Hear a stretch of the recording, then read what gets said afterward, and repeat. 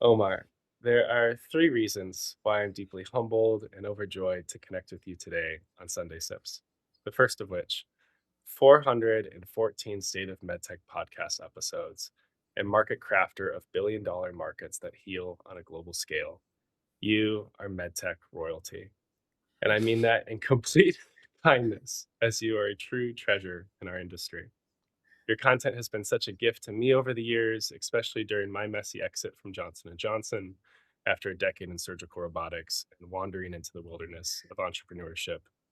And the stories you've curated of innovators who took massive bets on themselves and their technologies have kept me in the game. And this brings us to the second reason I'm so humbled and overjoyed to curate this discussion. You've built something truly remarkable at MarketCraft, and the arc of your entrepreneurial journey following a career in medtech sales is beautiful. While there are many medtech VCs and CEOs who have started to watch Sunday Sips as well as your channel, I think there are even more innovators who have been curious about taking a jump and building their own business. So today, my hope is to bring those individuals into proximity with a lesser told story of your great success, a side of you that many haven't seen, and hopefully a blueprint for business that we can all build upon in the years to come. Now, the third and final reason that I'm so humbled and filled with joy is because I have no idea where this conversation will take us. I've prepared plenty of questions that will dabble across your experiences in sales, entrepreneurship, and crafting novel markets, but I'm genuinely intrigued and curious about where we go from here. Omar M. Khateeb, you have a remarkable big brain and the heart of a father. So it is a privilege to officially welcome you to the Sunday Sips podcast, where I carefully curate the latest big brain insights worth sipping on. So that's all I got. Now let's get to work. Thank you for such an amazing intro. Can you clip the part when you call me a treasure? I would like to keep that. I would like to keep that in my phone. I can tell my wife. I'm like, another man said that I was a treasure today. I When mean was the it last time you 100%. told me I was a treasure, honey? So, hey, it's the pretentious engineer from the future, and I am so excited to share today's episode with Omar and Khateeb, crafting billion-dollar markets. And friends, for a bit of context, I have worked through this discussion 10 plus times during the editing process, and I feel a bit selfish because it's taken me so long to get this to you, and I have gleaned so many principles that I have applied to my own business. So I hope this is an encouragement to you. That said, I know you're incredibly busy, so I'd like to share three reasons why this is worth your time. First of which, Omar is just beautifully disciplined within his craft. He's done 414 State of MedTech podcast episodes with some of the biggest names in our industry, and his company MarketCraft is helping medtech startups become discovered and craft billion-dollar markets, and it's truly remarkable what he's building towards. Number two, we go through his entire journey of moving from medtech as a sales rep into becoming a leading voice in our industry and ultimately a thriving entrepreneur. He unpacks a lot of the different evolutions his business has gone through as it's served different contexts, which was really helpful to me because my business has also evolved until I eventually reached Moonlight Medical. And the third reason that I'm excited to share this is he provides a beautiful blueprint for business that we can all follow. There have been so many times over the past couple of weeks where I've circled back over a principle he shared and pivoted something to get my business off the ground, price things higher, provide greater value. It's been really helpful for me, and I hope that it could be helpful for you as well. If you could stick around till the end, I will then summarize Omar's 5 big brain ideas, and it was so challenging for me to synthesize this just to 5. I originally had a running list of like 18 different hanger ideas he has, but the top 5 I think are going to be really helpful, and the last one should surprise you. So, friend, I appreciate you being a part of this journey, listening to this conversation, sharing this within your own context. And I'm excited to share a couple of our sponsors for Sunday Sips, which have caffeinated this week's episode. So, with that, sip on that, and I'll see you on the next one. So, hey, friend, this episode of Sunday Sips is caffeinated by me.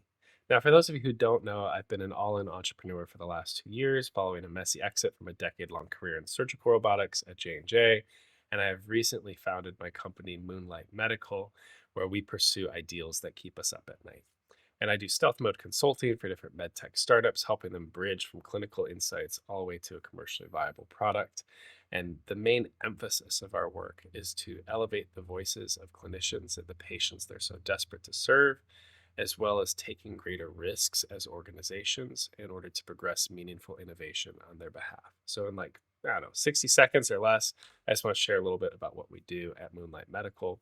The first of which is we help triangulate clinical unmet needs, leveraging Stanford biodesign methodology. So, during my time in Japan, when I directed front end innovation, I immersed in 40 plus procedures, did post operative interviews with clinicians, and there's a really robust methodology through Stanford biodesign to understand these unmet needs and filter them to figure out what you should prioritize as an organization, whether you're large strategic or a startup. The second piece is we're looking at technical feasibility. I worked as a design engineer, robotics controls engineer, and systems engineer on Otava, which was J&J's robotics play. So I do a lot to bridge that technology towards that clinical unmet need. And then the third piece is commercial viability. Spending time in Japan amongst our sales and marketing organization, I've just learned a lot around what it actually takes to develop and commercialize a product that the sales team is enthusiastic to commercialize. And a lot of times, folks think a good product will sell itself, which is complete garbage. And basically, I think the corners of this innovation trifecta are where startups go to die. You might have a surgeon founder who has a great clinical unmet need, but no idea of a technical roadmap or how to build a business. You might have a large strategic with a front end effort that has a current tech and they're trying to push it towards that next stage, but they are out of alignment with clinical unmet needs, or they don't know their regional commercialization strategies. Or if you immerse in a regional marketing organization like I did in Japan, you might have a team that's leading from commercial. They're frustrated with upstream R&D and they're just trying to push something different into their market, but they're out of touch with the clinical unmet needs and have the technical roadmap necessary to make that happen.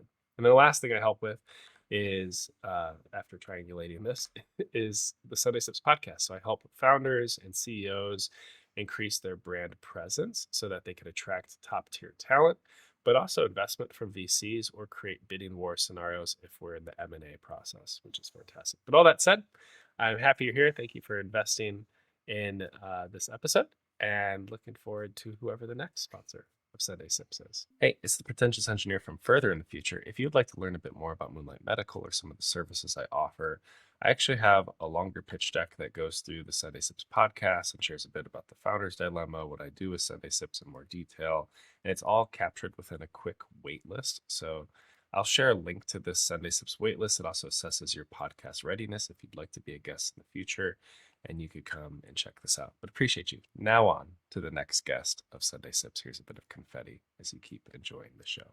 Yes, I will absolutely clip that for you. I'll also clip this request of you clipping that, which I think is even better.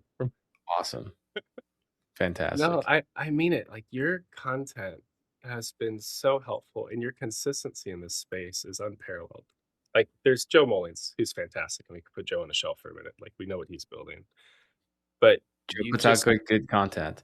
oh yeah, yeah, yeah. He's got his whole production team and stuff. But you've been running at this for a very long time, and you're really great at it. And these episodes have just continued to like soar in views and engagement. And it provided me a roadmap of there's something outside of J&J and the world I've known for a decade of my life that I could step into, because I just started hearing story after story of someone coming from a different background and seeing an unmet need that could be developed from a technology perspective, and that they raised the capital, they made it happen. And then learning more about you and your background, moving from sales into all this biz dev deal making space, helped me recognize like, oh, I could just upskill in that space too. Like, I don't need formal credentialing to learn the magic I words and what this I all think that's means. the I think that's the key, man, which is, Yeah. you realize the set of rules that you think govern the world and the business world are all made up and they don't Hmm. really apply. And I think that as an individual, you're ready to ascend to the next level once you decide that you're prepared for that, not anybody else, Um, and I think like some people might say like, oh, like what about technical certifications, those kind of things. And I'll use like kind of a radical example, but like if you look at Elon Musk, who lands rockets and made reusable rockets and changed how cars are manufactured and everything. Do you know that in all 50 states in the United States, he is legally not allowed to teach a physics class because he doesn't have a teaching certification? Yeah. So like that just tells you a lot right there. And so I think that um, the more you start to realize that everything is made up and nobody really knows what they're doing, then it makes it a lot easier to just take the bets and bet on yourself, really, you know? So, and I And think that like as a father, like father, those are the kind of things that we want to impart on our children, which is um, unwavering confidence, boldness, bravery, those kind of things, you know? yeah. So are those values you've always held with your kids, or like where did that come from? Um, well, you're farther along than me. My kids are really young. My eldest is barely not even 4 years old yet. For me, I think a lot of those values came in the last probably 15 years, like from when I entered the working world. And then I kind of had to restructure the way I thought about things. And through a lot of trials and tribulations, and then like breakthroughs, getting into like ruts, if you spend time self-reflecting and updating your own like internal operating system in your head, then you start to develop like your own set of, I guess, rules and values of how like you want to go about living life, the way you want to interact with people, etc. And it helps, right? But I think that only happens when you are highly aware of it. Like, I learned some of these things from my own parents, but like, I think that we're entering age, like our generation, in the past, like if you had a great parent, they just kind of did things and they didn't really think about it. I think there's a lot of value in um acting. Your kids aren't going to listen to the things you say. They're going to see the things that you do. They're going to Yeah. replicate, and they're going to meme that, or human beings are very mimetic, so we're going to mimic each other. But I think now we're entering a time where between like social media, availability of information, everything, parents are now like putting conscious effort outside of just religion of like, oh, like what are the things I want to make sure my kids learn, and how do I make sure that they learn those things, etc. So I think that a lot of uh traditional institutions like education as one thing, healthcare, are just being uprooted, and people are taking they're becoming a lot more sovereign and developing higher agency. Not everybody, but definitely more people today than even 5 or 10 years ago. Yeah. And when did you find that sense of like high agency or recognizing that the rules aren't real in your journey? Was it I want carrying to the bag say in sales? no, no, no. I think it first started, I think maybe around 2015 or 2016. Oh, that's And recent. It's like 11 years yeah, ago. yeah, yeah. Okay. Yeah. Yeah. I was a late bloomer in that. I think part of it, um, I'll tell you what happened. It was, I think, yeah, I want to say it was actually 2016. I think it started in 2015. So 2015, I left. You want to go on this side quest with me You're for a fine. second? I'll go on Okay. any quest you have, Omar. This Okay. thing's going to unfold in So some really I interesting think ways. so 2015, I left my so here's is interesting. Within a span of 24 months. So I was a US marketing manager for a robotics company, Mazor. I left. The first like big sort of high agency thing I did was I decided to my job was dissolved, and then our CEO, or the CEO of the US division at the time, Chris Prentice, came to me and was like, "Hey, your role's getting dissolved." What I didn't realize, I knew that we were gonna get acquired. I didn't know how close it was. It was like a few months out. And so his thing was like, we would really love for you to stay in the organization, um, but you would have to go into sales, right? Otherwise, if you decide to leave, like we'll be very supportive of you, write whatever recommendation you later you want. And at the time, I had like I forgot how many months left to vest of my equity. And so I kind of felt like, well, I can lie to myself and stay here for another like 4 or 5 months to vest that equity, but know that that's a waste of my time. And I was like, I think it's, and I was really keen on following my intuition. I was like, I think it's better that I call it what it is and leave versus kind of be a slave to just making more money for 5 or 6 more months. Cause I feel like my character would have degraded. Cause I'd be like lying to Yeah. myself, I'd be lying to the people that I'm going to be working for. Um, so I left, right? With no real plan or anything. And then, the following year I took a little sabbatical. I launched like a little like company with a friend of mine that sold like a pocket square like invention. It was a Kickstarter. That was my first foray into like entrepreneurship. That business Yeah. was like a success and flamed out because I learned a lot about like products and like growing company, etc. And so during that time, like I went through a lot of stress and anxiety because I had a house, I had to pay a mortgage and everything. It was really not that big of a deal. Versus like the stakes are higher now. As, I have a family. But during that time, I really was working on myself very quite a lot, like meditation, reading really good books. This is back when I was single, man. So like I was able to wake up every day at 5, do a cold shower, Oh yeah, sit you had your whole down, your health stack was all study. Oh yeah, optimized. yeah. Yeah. Like it's great. Like I admire people who have like families and kids and they're able to do that stuff now. When you're like a single man, which by the way is a single, and I'll speak. I mean, I think this is for all individuals, but like I can speak very specifically to men. Yeah. I'll impart the same kind of thinking to my daughter, but like for as a man, if you're in your 20s, you should be just taking on as much work as possible and stretching yourself skills wise, etc. So, anyways, so I was doing that. And then in 2016, it was the election, right? And around that time, I got introduced to Scott Adams, who became a mentor from afar. I got to speak with him a few times via FaceTime, and unfortunately, he tragically passed. And he wrote this. He was making this big prediction, like almost a year and a half out. He's like, Donald Trump's going to win the election in a landslide. He's going to change the face of politics and everything. And I was just getting introduced to Scott's work, and at the time, I was still very emotional about politics. And I was like, oh, there's no way a guy like Trump was going to win.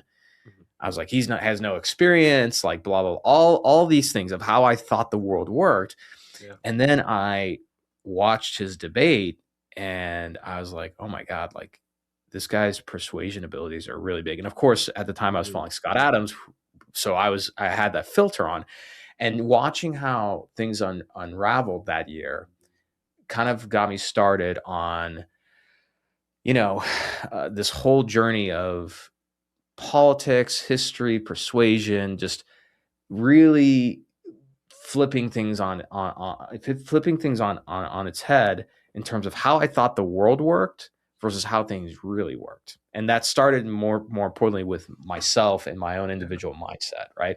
And so that launched me into a variety of things, including um, finding a way to move from Orlando to San Francisco, like out of pure luck, not so much luck, but like the next like I think 10 years was really a big demonstration of like how and I in his passing I have to give a lot of credit and honor like Scott Adams and his work for teaching me that, which is how to I mean to quote his one of his like most popular books, like really like fail at a lot of things and still win big, you know. Mm. um so that's kind of how it all happened, in a nutshell.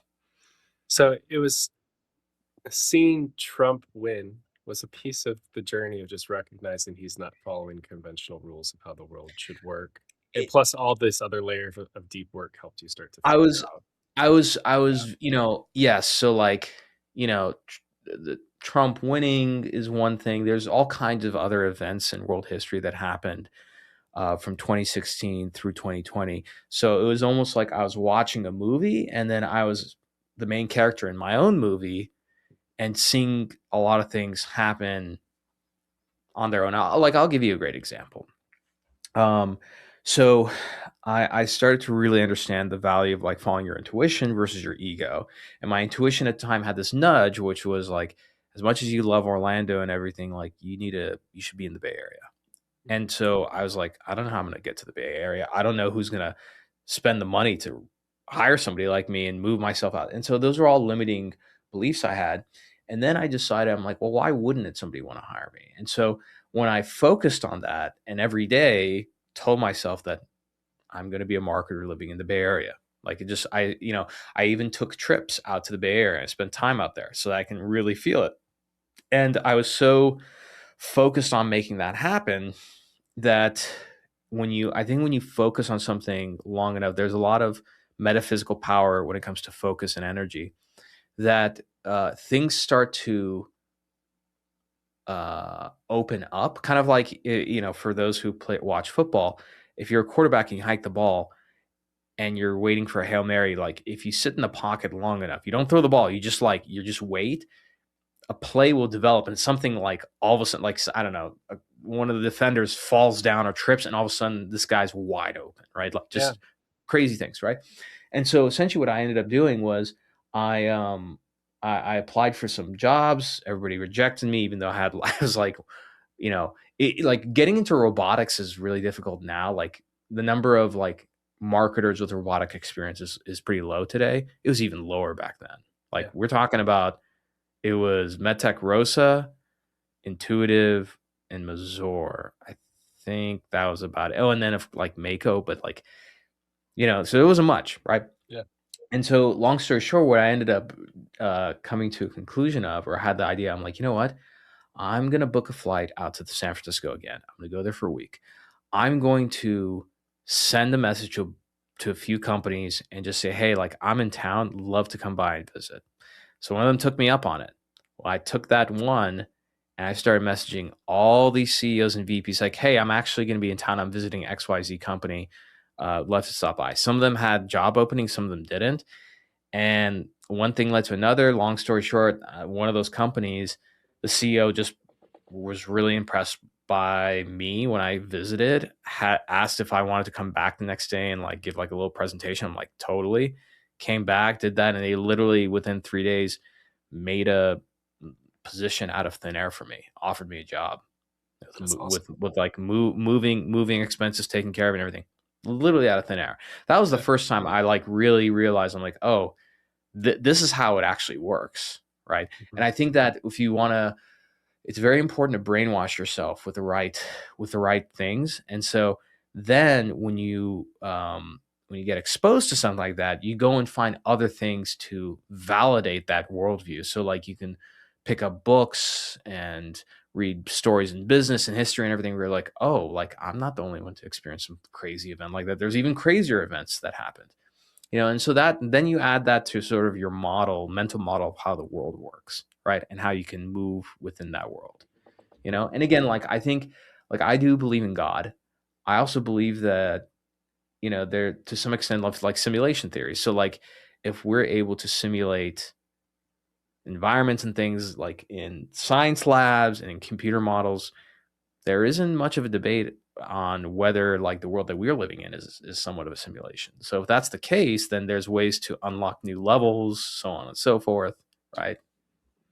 Interesting. So was that job you landed, was that with Moon as a client, or did you get out with a full-time Oh gig no, that first? was, oh dude, Okay. this is a long time So this ago. is This before you was actually like exited, and so Oh yeah, this is when I was your working. jobs. This is when I was an employee. Yeah, Okay. I was a marketing manager for another robotic company Got called it. Restoration Robotics. It was a robotic hair restoration company. It's probably one of the Really? most like impressive. Yeah, probably the one. So interesting fact of like MedTech. So that company is now owned by Venus Concepts. So Restoration Robotics was a robotic hair restoration company, right? They had a robot, it had computer visualization, it would go and harvest the hairs on the back of your head, right? It was a really impressive robot. Okay, so back in the day, Fred Mall, who invested in that company, had an idea for a flexible robotic system. And at the time, Jeff Alvarez, who's now chief strategy officer over at Moon, and then, oh God, I forgot the guy's name. I think it's the CEO of Noah Medical. If it's not him, it's somebody else. But Jeff and this other guy were tasked to do this. So they actually went and borrowed two of those restoration robotic arms and put them together. And that was kind of like the first like pseudo prototype of like the Aura system, which went on to get acquired Really? by J&J Yeah, yeah. for $3 billion, give or take. Yeah. So there's all Interesting. kinds of wild like stories like that in our industry. Fred Mole's everywhere. Yeah, it's pretty impressive. Like if there's like some robotic company in Tibet that gets discovered, like Fred Mall's going to get an email about it like on Monday, you know. Mhm. Yeah, and So if he's not investing in it, then it's probably not worth investing in. Like, he's a good one to yeah, I follow. feel like it used to mean something. Fred's, by the way, like all credit to Fred. Like he's an amazing entrepreneur and investor, and we're very lucky to have him in this industry. But like I think it It's a still hot has take. like some credibility to say like, oh, Fred Mall invested in our company. But I feel like any robotic company that's got a chance, like Fred's going to invest in, and it's great because like he could have taken all his wealth and like not done that, but he's already invested in. I think I saw a Forbes article. It was like close to 100 different startups. I don't think not all of them are robotic, but like a Mhm. huge amount of them are. You Yeah, know. that's amazing. Interesting. So how did you progress out of the corporate world? How did you start to break out? I mean, I mean, you're let's still define in it because corporate. you're When you still say corporate B2B. world, when you say corporate world, you mean like the W-2 employee world?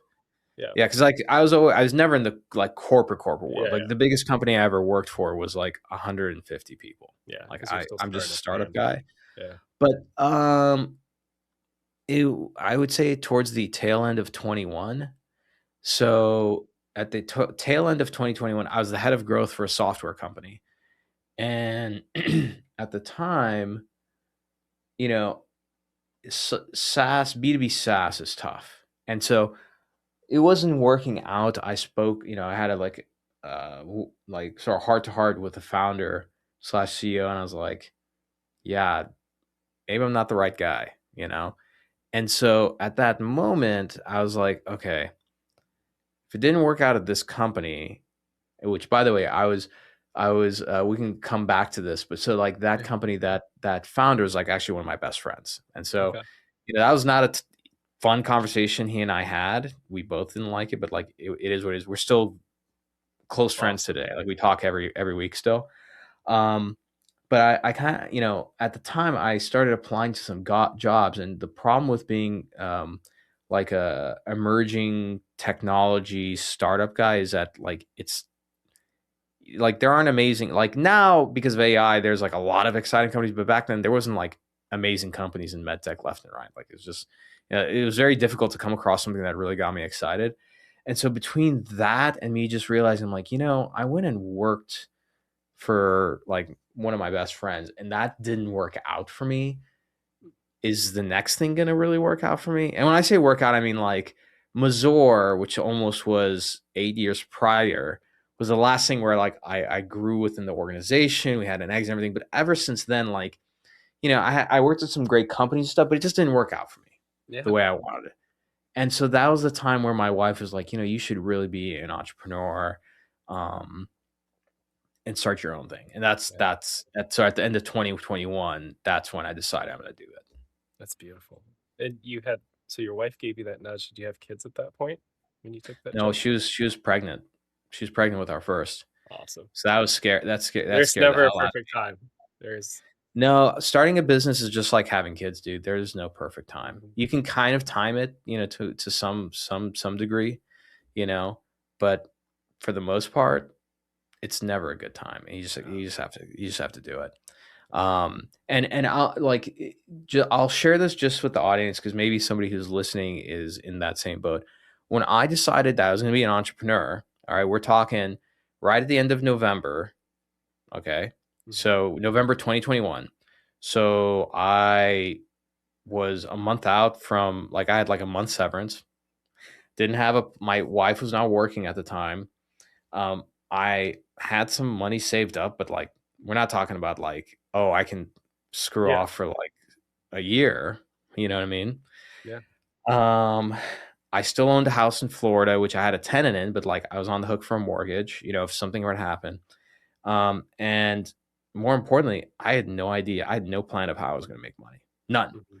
So December of 2021, I remember we went on a trip to Cabo. I think that was our baby moon. Yeah, we went on a baby moon to Cabo. I Awesome. was like, all right, this month my goal is to just explore things and find something that will make money. That was it. And at the time I was like, okay, like I can't do anything stupid like I'm gonna go try and like get into real estate or something. Like I had to take my skills at that moment. That's my recommendation is like take the skills that you already have and figure out who's gonna pay for these kind of skills. And one thing led to another. I took a there's a guy who I was following at the time for a long time, and I was like, let me spend like 2-3 grand, take one of his courses. That gave me some ideas, and I decided I'll launch. You know what? I can launch a course for medical salespeople. And so on December 30th, I I did like a live stream webinar, which was that was like the best turnout I ever had in like all of the webinars I've ever ran in my life. Which was on December 30th, which was a Thursday night at 5 p.m. Pacific Standard Time. I had like 100 people show up live for this, Wow. like, yeah. And so like I went through this like course stack of like, here's the problem, here's this, the vehicle to get out of this problem, here's blah, blah, blah. It was all geared towards medical salespeople. And I was like, and by the way, I'm building a course for this.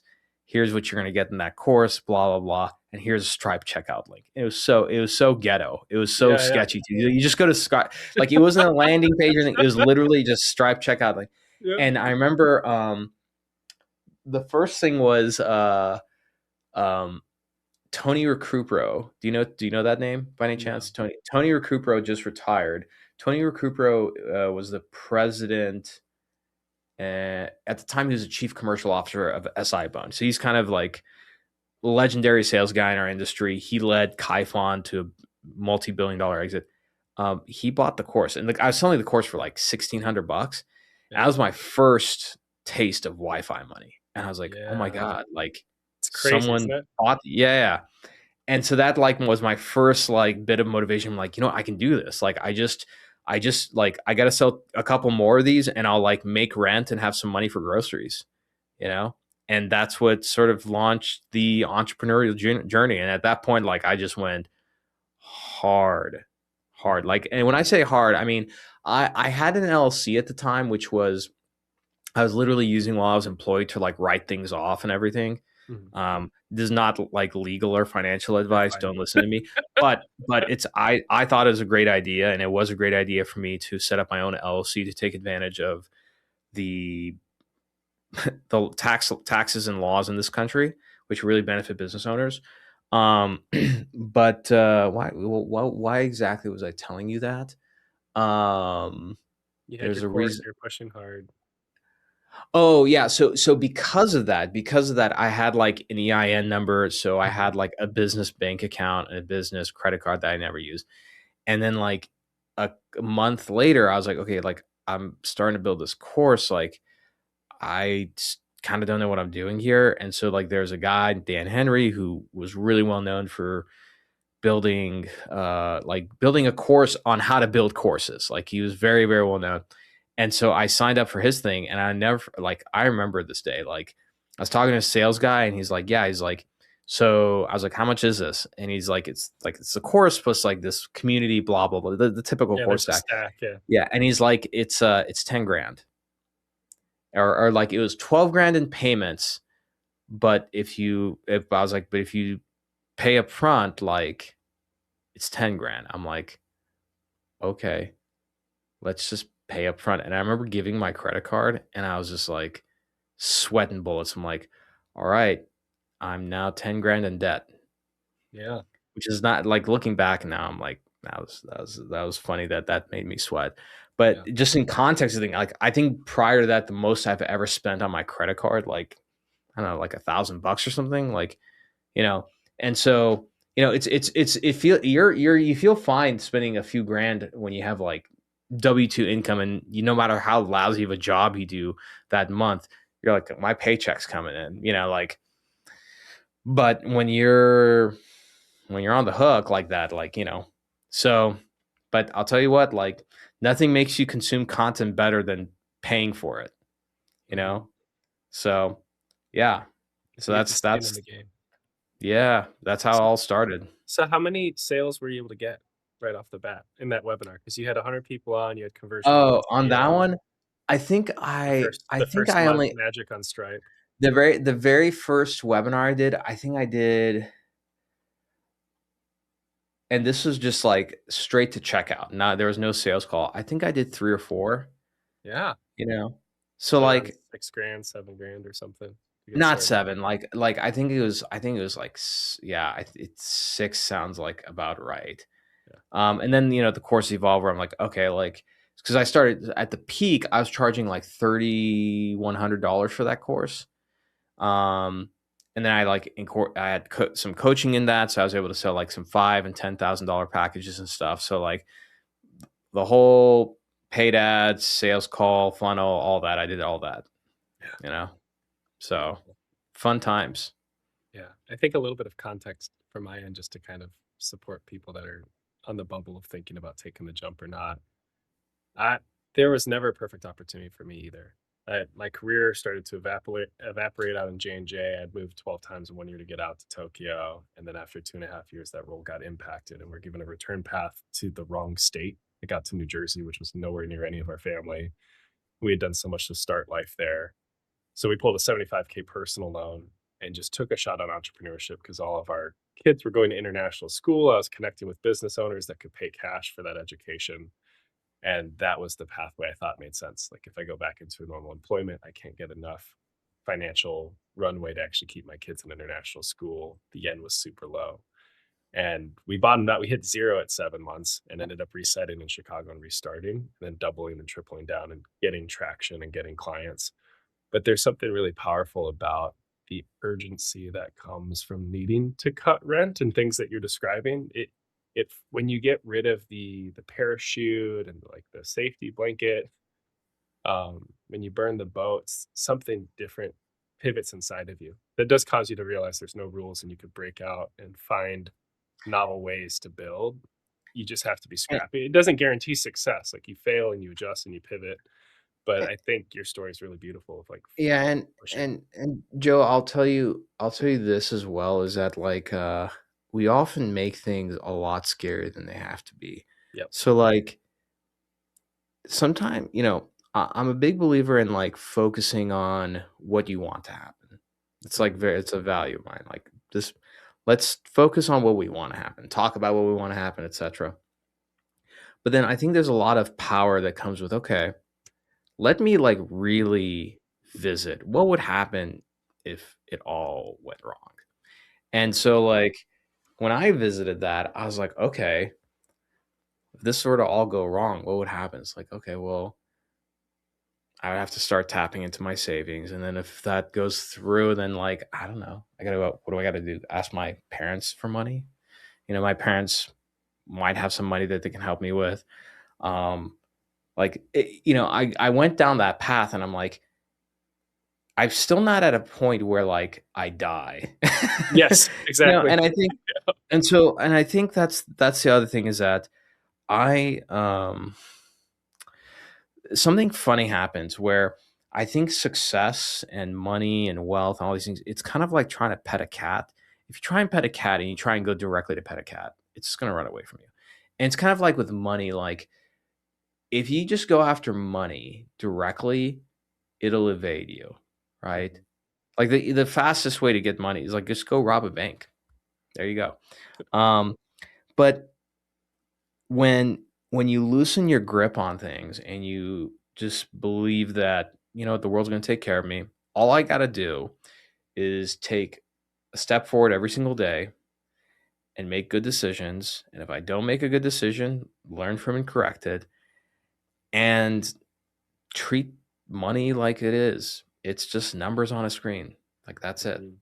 Like, I think at its worst, like, I had like, I don't know, 100, 110K in credit card debt across like different cards.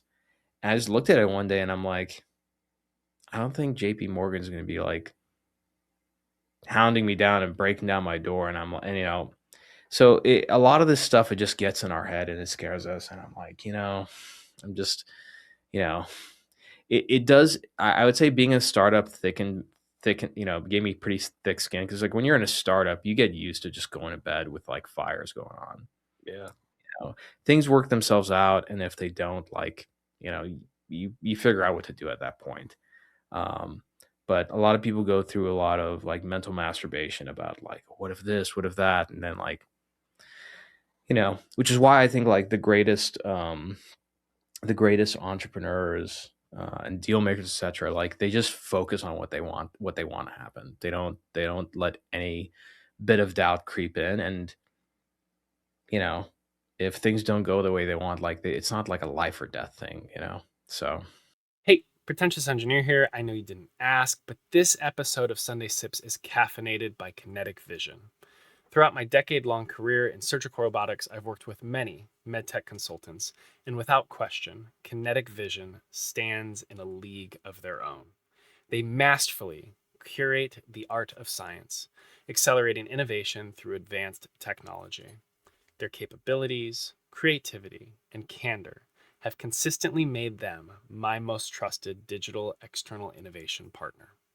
We've collaborated across continents and time zones, tackling challenges and unconventional ideas and taking them from white paper to fully functional MVPs. Their contributions, from early concept generation to usability studies, test automations, digital twin creation, VR simulations, and beyond, have been pivotal in moving breakthrough ideas towards real world clinical use. My partnership with Kinetic Vision has been a decade in the making, and it's an honor to introduce you to their world class capabilities. If you're facing technical challenges beyond what you can do in house, I trust Kinetic Vision to help you find the path forward and empower you to innovate on behalf of global patients and the clinicians you serve.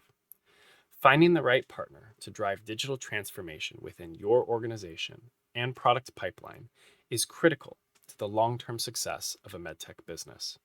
So, check out the link in the description below to take the Digital External Innovation Readiness Assessment, which includes a waitlist for experiencing a discovery session with Kinetic Vision.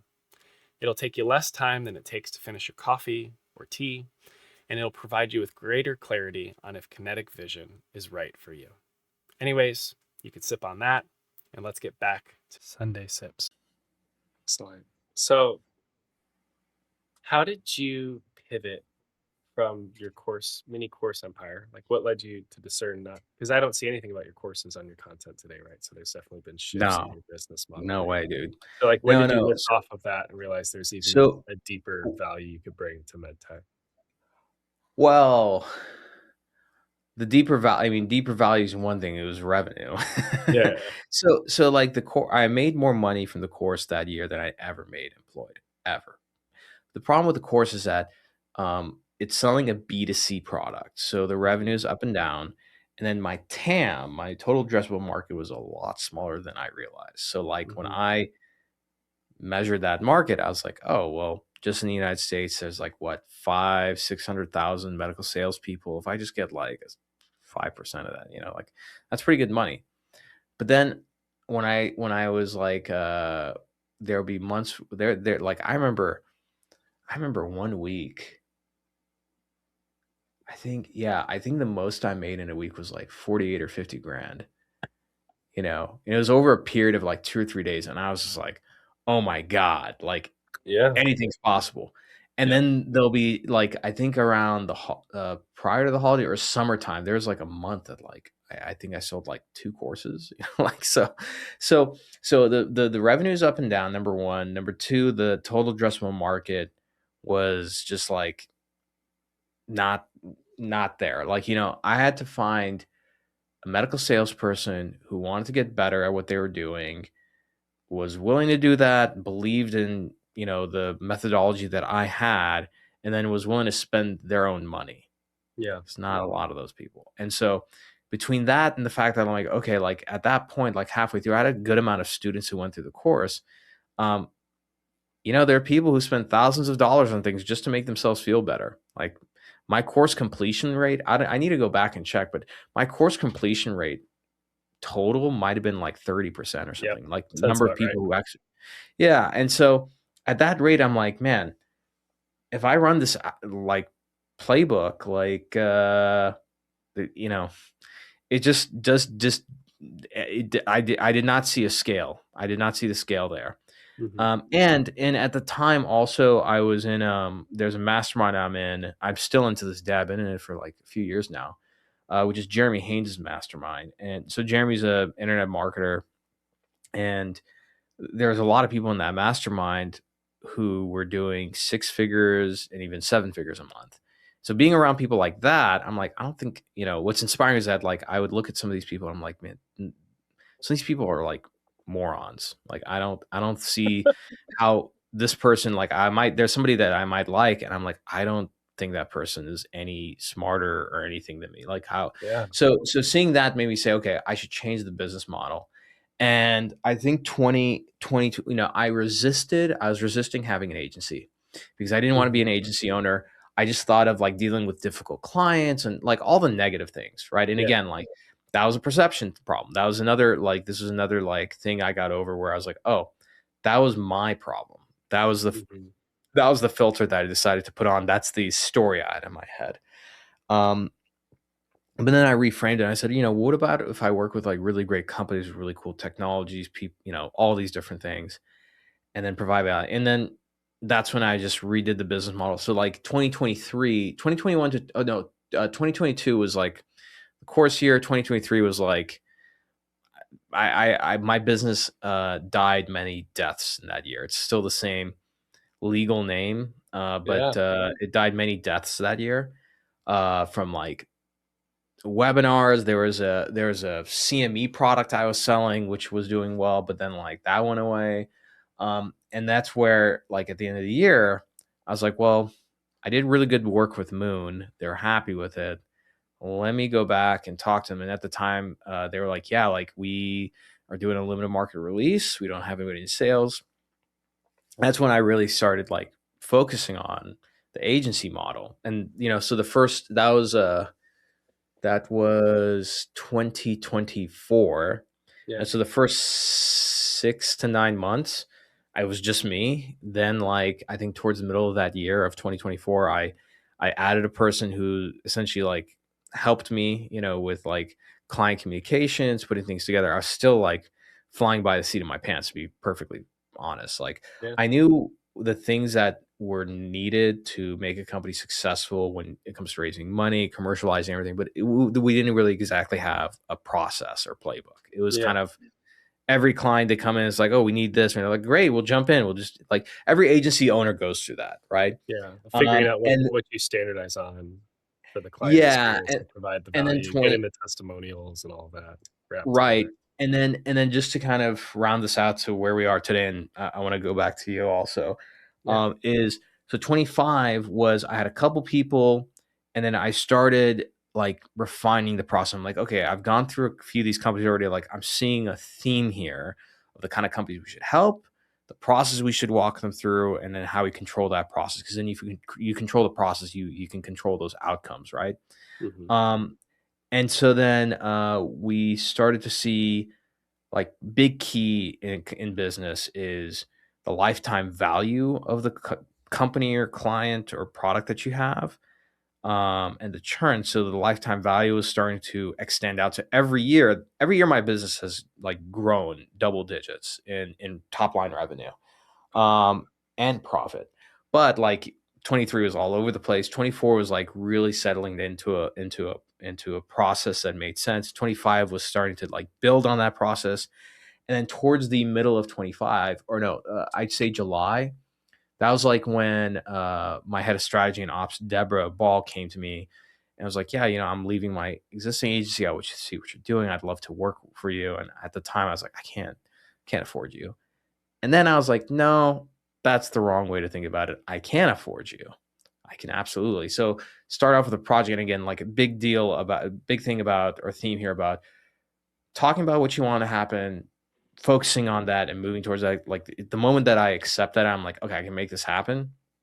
Out of the blue, we closed two new clients, and like now it was like more than enough money to cover that. Um, and then we just build there. And now might be up to 10 people now, 10 people That's plus like a awesome. bunch of contractors and stuff. Yeah. And I think like going back to there's a friend of mine named Zan Sheikh, super sharp guy, crushing it, Like Yeah. he has a few businesses that do really well. He has a saying, which I agree, which is like to go to the next level in your business, like you can't do what you did yesterday, but do more of it, you know? And so I always think about that every year. And every year I'm like, okay, like what's the bet that I'm making? So like last year, the bet was like Deborah Ball. Like that bet worked out. Like Yeah. paid back 10x, you know? Um, this year, I don't know what the bet is quite yet this year. Yeah. But there's a point of certain, like you can't have too much certainty, you know? When you have a lot of certainty, there's not a lot of risk. And then of course there's not as much upside. So there's this sweet spot where you have a little bit of certainty, a little bit of intuition, Hmm. but you just have conviction, you go all in, and that's when the upside is really good, right? Yeah. So I don't know what that bet's going to be this year, but so far, like I'm pretty good at like calling those bets, That's you know? awesome. So when did you discern? I have two questions this spiral from that. Yeah. When did you discern to make a bet on partnership with LSI? Because I know LSI made a lot of bets to start to do the in-person events, and you kind of got into the circle with Henry Peck and Steve Pantel or Scott Pantel. And then the other one before that, even like, when did you discern that you needed a State of MedTech podcast? Because we've talked about that being a Oh, bit of a loss leader in your business. Like, I don't know, yeah. like if Moon was first, because I know Moon was your first large client that kind of pushed you to agency world, and like, Yeah. how did you The start to bet on those aspects of So your business? I knew that I was going to make money in medtech, you know, so to Yeah. go to, do you know, you familiar with Naval Ravikant? No, I haven't crossed paths with them. You need to read Naval. Oh, Naval's just he's the founder of AngelList. He's like an investor, but like he's like a philosopher oh, investor, like interesting. just Okay. really sharp guy. Yeah. Yeah. So his thing is like, and not just him. A lot of people say this, is that like the first thing you make money on isn't like the thing that like it's not like the one and only thing. Like it's in phases. And so I knew that I was going to make my money, my wealth first in medtech, later in other things. And I just knew that first, like seeing the trends in the marketplace at the time. And we're talking 2021 is when I started the podcast. Like before I even left my previous job, Mhm. I saw that mainstream media was struggling. A lot of people were going into podcasts. You know, I think at the time Joe Rogan had a Spotify deal, and so I was like, you know, there isn't really a good medtech podcast. I was like, so I should do that. And there's all these fascinating stories that people just aren't covering. And it gives me access to people. It's great top of funnel. Yeah. If you study the works of Edward Bernays, who's like one of I don't know if he's the father of propaganda, but like in the US propaganda, like, you know, that guy, his book Propaganda is really good. It just pays to own like a media entity. Hmm. And so that's where I was like, I should just have this because it gives me like access to people, great awareness. And personally, I just I enjoy the stories. Like I like interviewing people Hmm. and everything. So that's when I started it. And I didn't really make money on that until 2023. Yeah, It's 2023 is when I started making money on that. like 150 episodes in or something. Like you had locked in and No, consistently but done it. I think before then, actually, I think I was like episode 40 or 50 is when I started making money, I think. Yeah. Because I went and like convinced the software provider because all the, you know, and again, this is where I think it pays to be well read and, you know, have a very broad skill set. To quote Scott Adams, have a really great talent stack. And so I was paying attention to what was going on in SaaS, and SaaS, B2B SaaS, for those companies to raise money, Wall Street and investors were like, you guys got to sell to like a real industry because at the time, a lot of SaaS was selling to other SaaS, which Yeah. is easy, but like SaaS companies have huge margins. They'll adopt tools and dump them in a month. And so their thing is like you got to sell to like traditional industries, so like investment banking, life sciences, right? Hmm. And so my first sponsor was Clary, great partnership. I sold them on one episode. They're really impressed with it. That was, I think this is the Bill George episode with Medtronic. Okay. I recorded yeah, I recorded that thing and I was like, okay, I'm gonna go sell this to somebody. So Yeah. they sponsored that. They really liked it a lot. And then I convinced them to sign on as a sponsor. And then, I was doing all kinds of things for them. I spoke at an event. I pulled people in on different things. So yeah, and so that's how it got built from there. Excellent. And then Really to answer your question about LSI, Yeah. Scott Pantel has a talent for spotting talent early. Mhm. And so Scott Pantel invited me to LSI 2020, I think, along with Henry Peck Oh, when we're beautiful. both employed. And he invited us as guests. Um, and I don't want to sound like I have an ego there, but like, there's not at that time there weren't a lot of people who were like very public or trying Mhm. to do thought leadership in our space. And so like I kind of stood out a lot compared to Yeah. today. There's a lot more people. Um, and so we both ended up out there. Henry's always been like a close friend of mine. Like I've mentored him, he mentors me now. Um, and so at the time, Henry was trying to find his thing career wise. He was an engineer, then went into product and marketing stuff. And then he started looking at LSI to potentially go work for them. And I had a conversation with him and I was like, Henry, I was like, the thing with LSI is, and he had some really good offers, like big offers from some companies. I said, those companies are always going to be there. I was like, Yeah. so you should go work for Scott. And again, like I think Henry had made his mind, but I feel like I can say I had a little bit of an influence on You wanna this. take some credit. But I told him, I said, you should, if you go work for LSI and Scott, you get to run like 100% full on Henry Peck. If you work for these other companies, you're going to be like leveraging 20-30% of your actual talent stack. Yeah. Right. I was like, so you go work for LSI. If it doesn't work out and it's just not for you, like 1 year, 2 years later, like that's nothing in the grand scheme of things. And there's like all kinds of people who would hire you. Yeah. Right. And this is before I started my thing. This is when I was at the software company. I was like, but if it does work out, like your life changes. And so that worked out really well for him. Yeah. Well, I Like saw he's I saw the 180 with him because I worked on I almost said something I can't share. I worked on requirements with him. He was in Oris Land or Verbland, I can't even remember, and I was at Ethicon. Oris Land. Yeah, he Oris, was in yeah. Oris. We're working on some requirement cascades. Awesome to collaborate with him. And then I went out to Japan to direct front innovation. Near my exit, I started seeing LSI content from him, and I was like, "What the heck happened to him? Like, when is he on Yeah. stage having these conversations with these CEOs? Like, where was that dormant Yeah, genie in their talent that stack?" happened real quick. That Yeah, happened real quick. And I would say like it's interesting because that should be a testament of like going back to how we started this conversation about the way the world works, right? yeah. Like Henry's in his 20s still. Mhm. Is He's he like really in his 20s still? yeah, Oh, yeah, he's dang. in his yeah, he's a young dude. Sharp guy. And he is connected to the most Powerful people in powerful, MedTech. influential people in the space. Um, but then at the same time, it's not like he just like got lucky.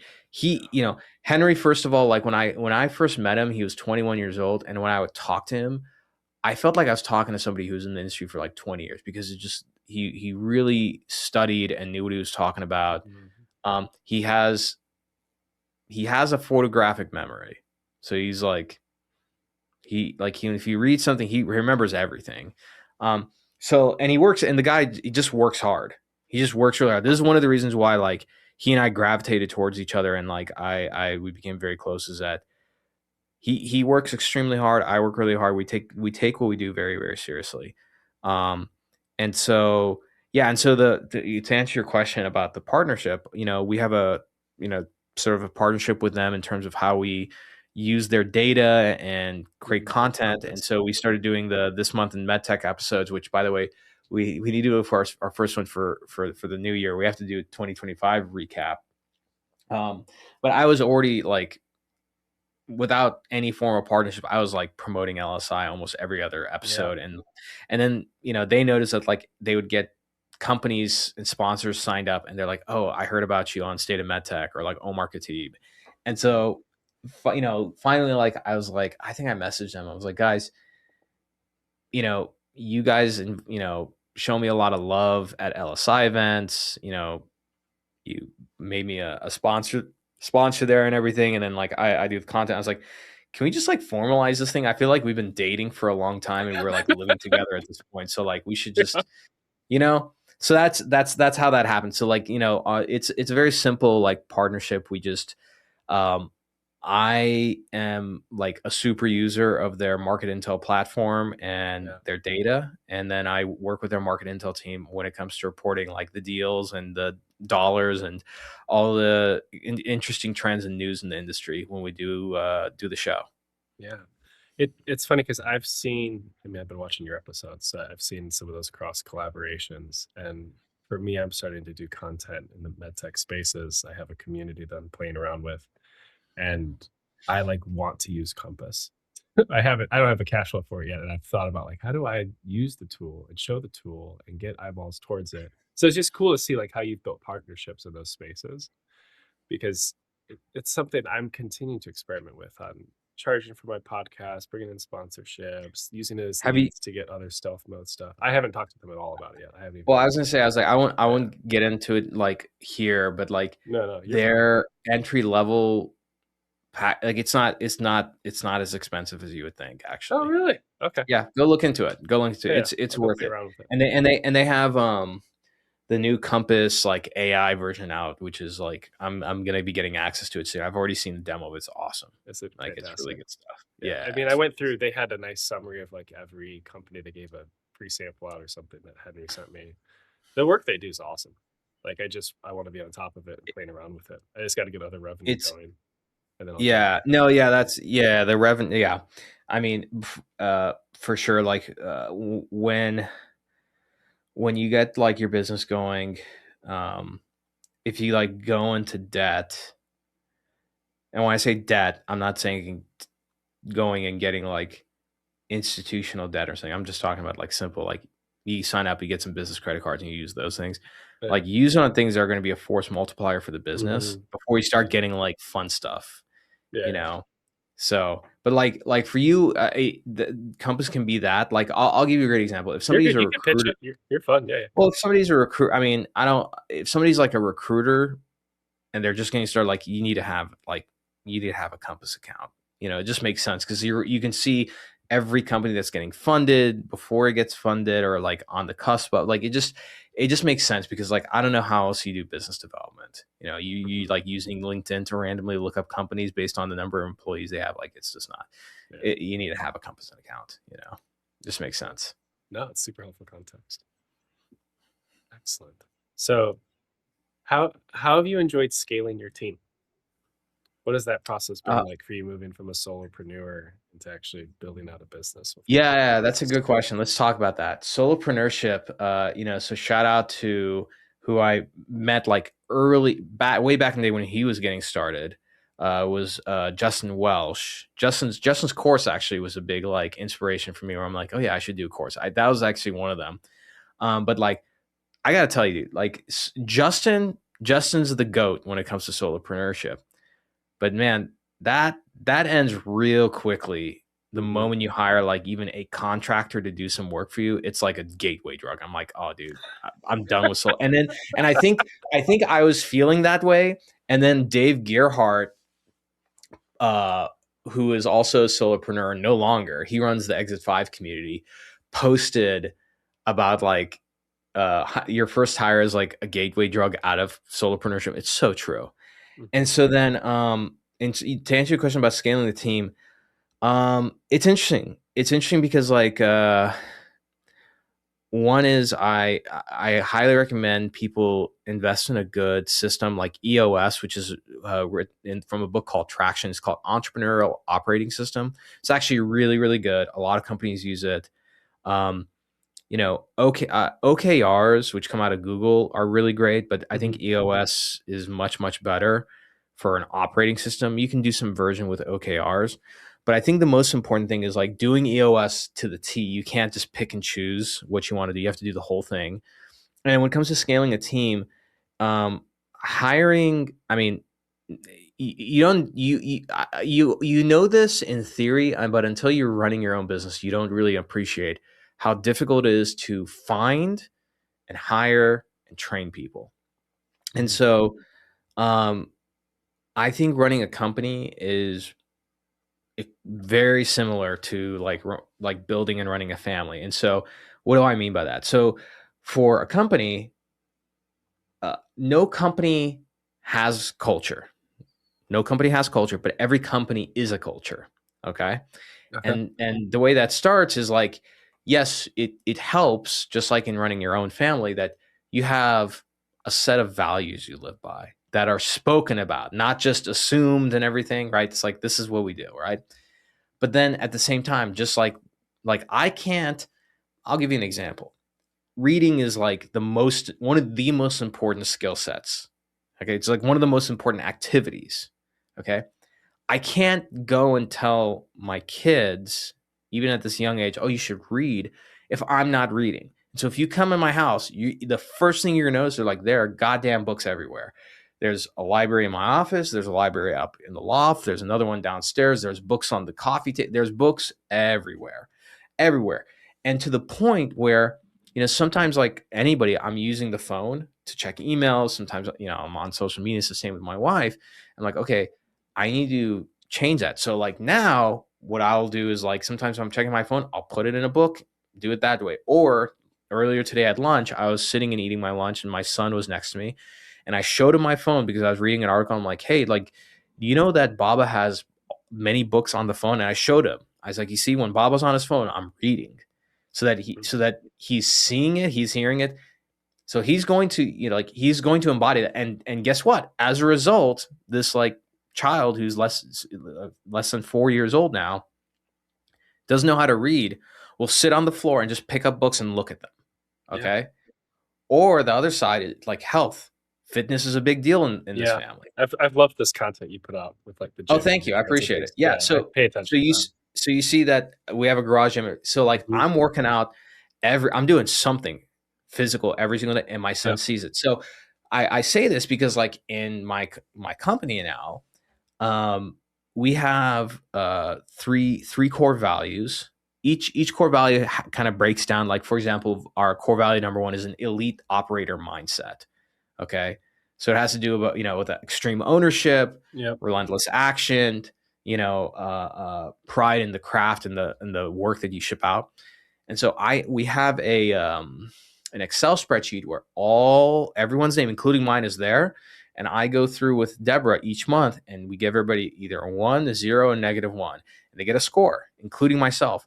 And so on there, like there's some areas that I wasn't doing so well. And I'm like, okay, if I'm expecting everybody else to do this, I need to be like the example here. Yeah. I can't tell people to do something, which by the way, when you the benefit of going through different companies and startups before you become an entrepreneur is you also see like what not to do. So there's a lot of people that I've worked for in the past, not a lot, but a few who like said one thing, but they never exemplified. They didn't do it themselves, right? So you can't take somebody seriously that way.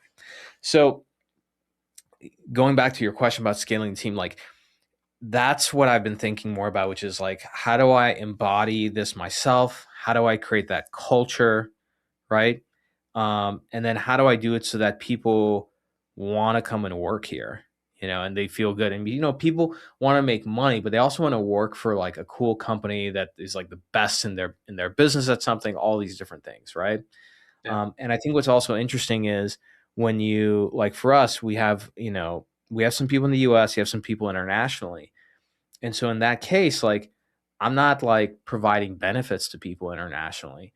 So on one side, the bar is really high, and if they're not performing well, like there's no pip. Like Mhm. it's just a conversation. If it doesn't get fixed, then you're not going to be working anymore. At the same time, because there's no benefits tying them to my company, I got to make sure that they're happy with the work, that they're happy Yeah. working with other people in the company and everything. Because if not, they'll just drop everything, Yeah. bounce. So it's a two-way street. Interesting. So how are you attracting and retaining content or content people? People, like right now, it's purely based on my brand and the state of MedTech, which is not enough. Oh, really? And Okay. no, not even close, not even close. And so, it helps, but like we're going to be putting more effort into growing the company brand. Mhm. Also, the people who work within the company, I'm trying to invest in them so that they become thought leaders. You know, Okay. So you're I trying to have some multiply it out like Mulling style, where he's got all his other leaders that are starting to do content that's still that. connected to the Well, Mullins group. Maybe I don't know if you like that comparison or not. no, they do in our industry, they do a great job of that. I think maybe they're probably the best at that. Um, the one that's a better example that I like is if you're familiar with Refine Labs. No. Refine Labs is like a very well respected demand gen agency. Is my good friend Chris Walker's company. He sold and exited out of it, but I'm very close friends with Megan, who's the CEO. So at Refine Labs, like they have um all these different thought leaders for different areas. Like Megan talks very high level as a demand gen leader and as a CEO, running a company, everything. Then they have like so and so who is like very specific on paid ads. So they just all they write about is talk about is paid ads, Okay. etc. Honestly, from a employee standpoint, like the LSI also does a really good job because all of their employees, there's an events person, there's like a social media person, like they all take pride in what they do, and so they put out a lot of content that way as well. Yeah.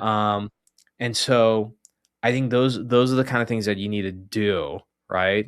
To attract good people, and then ultimately also you got to pay them really well. Yeah. It's not like rocket science, but like, Ray Cohen talked about this a lot, which is like if you want to attract great people, you got to pay them really well. Hey, Pretentious Engineer here. I know you didn't ask, but this week's episode of Sunday Sips is caffeinated by How to Start Up in MedTech, which is curated by the remarkable Steve Bell. Steve Bell has had his hands over tons of MedTech innovation over the last 30 plus years, including being the Chief Commercial Officer of CMR Surgical, which is Europe's largest surgical robotics unicorn.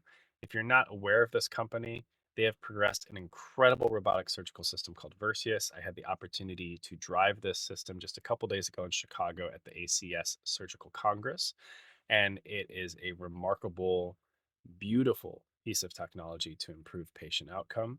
It has an incredibly low OR footprint, and you could just see the touches of his craftsmanship on this platform over the years. So, really excited to bring you into proximity with Steve. He's a returning guest on the podcast. So, here's an episode I did with him as well. But what I want to share with you is he has a course called How to Start Up in MedTech. And I took the course, it's 100 modules, and I actually recorded a video testimonial if you want to check out how it's changed my life. I recorded this in my Honda Odyssey, where I consumed most of this course. But if we just pop in for a minute, I'll show you one module and I'll share a special deal that Steve's extended to members of my community. So, first of all, if we hop right in, or sorry, how to build and run a startup in MedTech is what the course is called. And he's broken it down into multiple phases. If I scroll down a little bit, you have the early stages, Series A, Series B, Series C, and then all of these contain both video modules, but also like templates you can leverage, like PDF documents. So one that I really enjoyed was called Greed and Fear, which we'll watch. But before we jump into this, I just want to let you know that there is a promo code. So if you decide to purchase this course and check it out and really immerse under his teaching and insight, if you use the promo code BIGBRAIN30, all capital letters, BIGBRAIN 30, all one word, you'll get 30% off of this course, which is an incredible deal. It's incredibly generous from Steve to both curate this for us, but also for you to be able to get it at that price. So I'd highly recommend it. I'll show you the first minute of this module that I love about what motivates large strategics to actually look at a potential acquisition, and then we'll hop right back into the Sunday Sips episode. So here you go. Enjoy.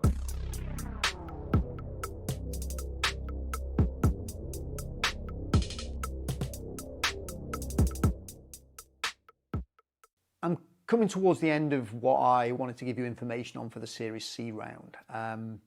And maybe it's now a good time for the next two videos to talk a little bit about potential exit. It's never too early to think about an exit, but it's very rare that you'll get an exit in the Series C. But it can happen, but it's since 2008, that's become very, very rare.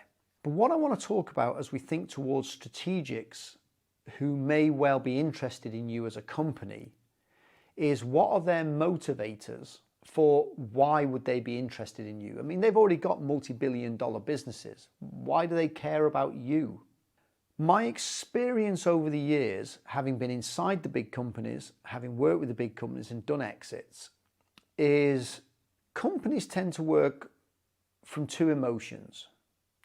There is fear and there is greed. So like one of my goals is I'm part of my, I have a very aggressive and big vision about what this company can be and what it will be.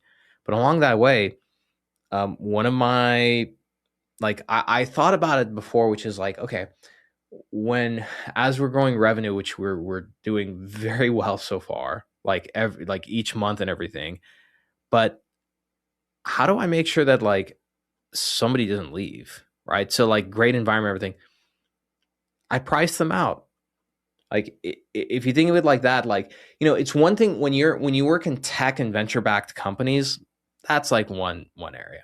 When you're in a service based business and I'm dealing with other service providers, other agencies and everything, if I'm paying somebody $250K a year, it's gonna be really difficult for them to go and find that exact same job, making that much money, and to be working with somebody like me, because like I'm not perfect, but I think I'm a pretty damn good person to work for.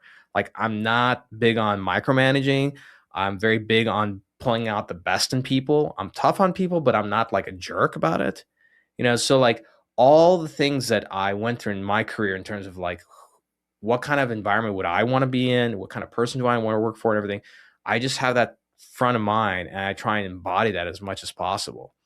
So like as an example, this is a tiny example, is that somebody within our team upsold this new product that we don't have actually. It was like a completely new idea, right? Yeah. So they upsold that product. And so usually when that happens, you can like give somebody like a little bonus or something, or oftentimes you don't bonus that stuff, right? Because they're not a salesperson. But in that case, like I gave that person like I think close to 40% of that commission, because I'm like, you deserve it. Yeah, here you go. Incentivize them to go out and do it again.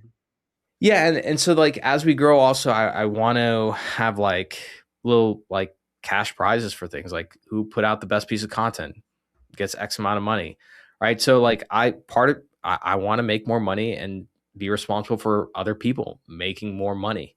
It feels really good to do that. I mentioned Jeremy Haynes, and so Jeremy's business, he's been in business for like 10 years now. He's a young guy. Jeremy's 30 now. Yeah, 30. But like there's people on his team, like a few of them, that he's purchased like luxury cars for them. It's through the business and everything, but like that's a pretty cool perk. Yeah. I don't know many other places you can go and your boss is like, hey, like you're doing an awesome job. Like I'm going to buy you like a Maserati. Yeah. Like that's kind of cool, It's beautiful. So man, you're running with good margins. That's what you're doing for your people. It's cool. Yeah, I mean, I'll tell you what. If there's something that you have to do as a bit, so one is you got to understand the math of business, and just some like you don't need to do anything crazy. Just some basic things like what is a gross versus net, right? What are your profit margins, right? What does it really cost to run the business? Mm-hmm. And I think one of the most important things, accounts receivable, like get paid. Too many people accept, and again, this goes back to how the world works. Yeah. Most businesses, they accept it as like, this is just part of doing business, which is like getting paid net 30, net 60. No, you got to pull out in our contract. We get paid. We have a net 15, when it has to get paid. We get paid. We make sure we get paid on receipt. Okay. And we work it in. So I'm like, hey, you want to drag your feet? Go past 30 days, that's fine. Part of the terms is that we have a percentage penalty on that, just like a credit card. Like you want to pay me late, that's fine. I'm going to make more money off of that. And so I think that you, as a business owner, sometimes like there's some things where it just makes sense. We're like, okay, this has been done so many times, like the EOS, for example. Mm-hmm. That system has been implemented across thousands of businesses and works well, I don't need to go and invent my own EOS. This is good enough for me and it will work really well. But there are other things where you're just like, yeah, no, that doesn't make sense. Like, for example, in the agency world, and again, I think the more you understand your customer, the better you can serve them. So like in the agency world, it's like, hey, get them into like an annual contract. Okay. So we don't do annual contracts. We work month to month with a 60-day out. And part of that, like talk track is like, hey, look, like, I'm not going to sign a company if I think that they're going to churn in a few months, or if they think that we're going to work some magic and something's going to happen in 4 or 5 months. All right. I'm signing people who are like, yeah, this is going to take time. Right. But we're going to do it on a month to month. One, because it's flexible for them because things happen. Like we had a client that, gets paid by the government. When the government shut down, they weren't getting paid. They had to put pause on things. Like, what can I do? Yeah. Right. That's one. And then the other thing is, I tell people, I'm like, look, that puts our team in a position where we have to deliver more value. If it's on a month to month, my team has to be thinking ahead of time and saying, okay, we delivered all the things that we're supposed to do. What else can we do for this client to make them feel supported? So they're like, they love us. Right. And at this point, because of that mentality, we've been asked to like join board calls to give presentations. We get, sometimes it's it's more work for me, but it's okay. I feel good when like a board member sends an email blast to the board and CC's like me and Deborah and the CEO. Like those are good signs, right? So I think that there's ways where you can build a business and take and steal ideas of other businesses that you love and then kind of make things your own, Yeah. So what are a couple ideas you wish you had pre-course building, Omar? Oh, that's a great question. Yeah, just throw a couple out that you wish you had known and would have pivoted towards. But I know you would have had to navigate that journey to become who you are. Like, we'll put that on the shelf. Yeah. No, but going back, like, I think a couple of things would be, go like, there's a happy medium between going after big ticket payouts and things that can close quickly, right? That's number one. And if you think about like my business evolution, I've just taken things from like done by you, done with you, all the way to done for you. And when we get to done for you, the ticket price in LTV is like grown. Like I think if you took the LTV of my customer from day one of my business, if you go from this January of 2022 to today, has grown by like 10 or 12x. Like that's a pretty life-changing amount of change, So I think that's one side of it. I think like it's very important to look for what are the real problems in the marketplace that I'm solving, and what is the ticket price associated to those problems. And so like in those spaces. Yeah, and again, like this is in B2B world. I think it's actually applicable to B2C, but especially in B2B world,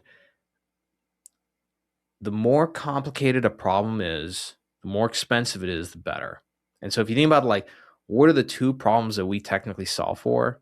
If you took apart like, our focus on like market engineering, which by the way, if I can just plug of course. The book, my good friend Bruce Cleveland's book, Market Engineering, is on pre-order right now on Amazon. It's a masterpiece. It's really, really good. We solve two problems.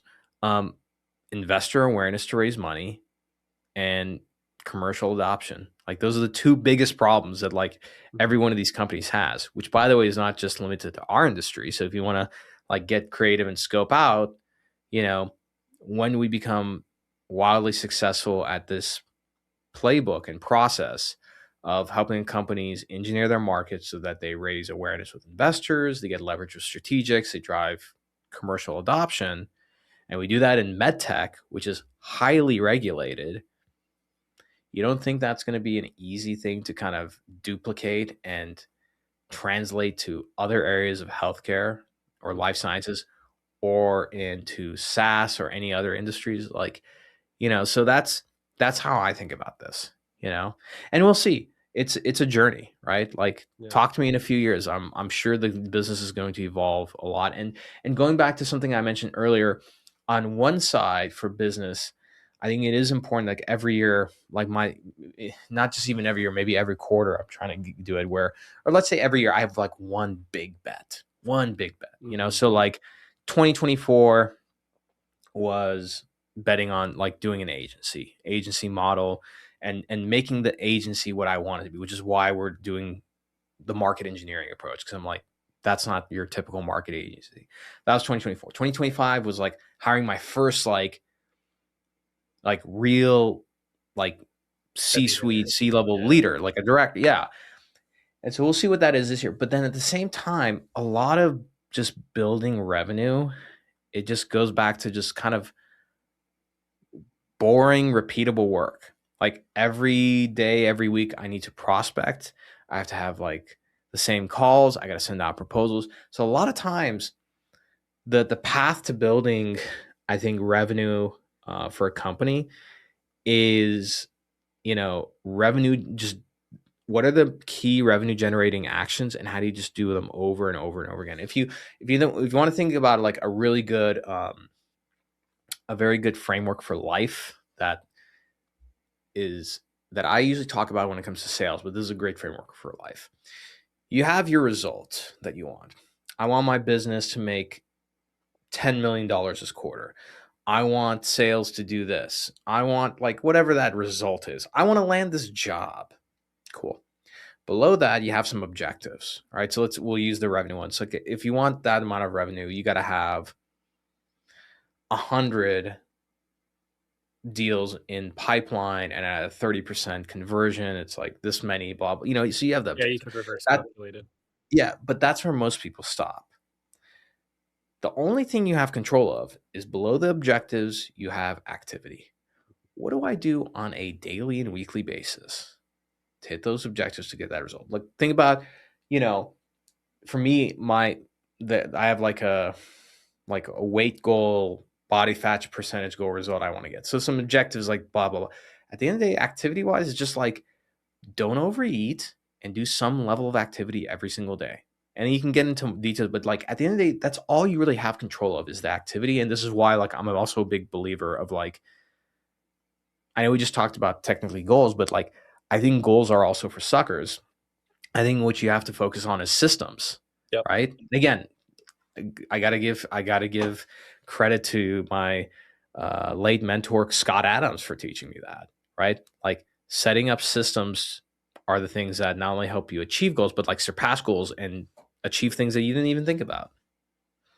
So what are your systems because there are so many areas where you have deep capabilities. You could close folks, you could be making content, you could be doing the podcast, you could be investing in the team. What systems do you have so that you can do what's highest leverage across your business and delegate or prune off the rest? So the question is, what's the biggest I love that. It makes me feel better because that's what my kid does. Oh, you're fine. Yeah, he popped in. He's like, Dad, are you still on your interview? I was like, yeah. So the question is like, what are the most high leverage things that I can do? Not necessarily the leverage. You probably know what the leverage is, but what systems do you have in place to make sure you stay focused on those high leverage tasks as opposed to drifting into the complexity of business? You're the owner and the operator, but you have to try to stay at the owner. Yeah, sometimes you have to. I feel like there is this happy medium where you have to be in the business. Yep. And if you look at like a lot of the great companies, like look at Steve Jobs or Elon Musk, like they're like in the details, right? Mm-hmm. Not every single thing, obviously, but still. I think some systems for me, reading and listening broadly. And so I make it a habit to read very broadly.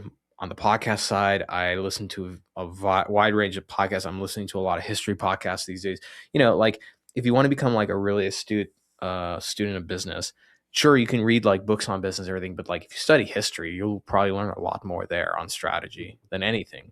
Um, those are the kind of systems. And then like the other side of it is, I think like every day, every week, you gotta, and I don't have like a structure for this, but like you have to be publicly failing. If Ooh, you're not good. publicly failing, yeah, Yeah. you're not, I don't think you're trying hard enough. Like you gotta, like that I credit to who, I think this was the very first like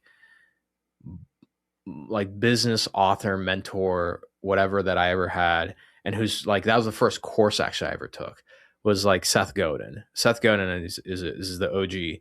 But then taking that same thing about publicly failing to Scott Adams' thing was like, it is a skill to develop where you have no shame in failing, which is like the thesis of his whole book, How to Fail at Everything and Still Win Big. Like if you just don't care, like not caring is like, it's, you would be shocked, but like caring what other people think or caring about failure or fear is like a really big hindrance. And if you're able to just erase that, like, that kind of stuff compounds, You're unbreakable. That I have a workshop in Switzerland on March 3rd on hitting zero and how to nurture this audacity and not care what people think about you. So like everything you're saying, I'm 100% with. Like you have to learn how to Yeah. fail And publicly well. I think like this is the thing, which is like with entrepreneurship, is that entrepreneurs, especially I'll say specifically small business owners, we're the best. We're at our best when our back's against the wall, Mm-hmm. but you shouldn't wait for that to happen. You have to manufacture those conditions out of nothing to make sure that you don't get comfortable and that you're constantly pushing the limits. So, hey, friend, I know we're only about halfway through this discussion. What I want to share some actions you can take because I know you might get interrupted by kids or cooking dinner or your commute ends.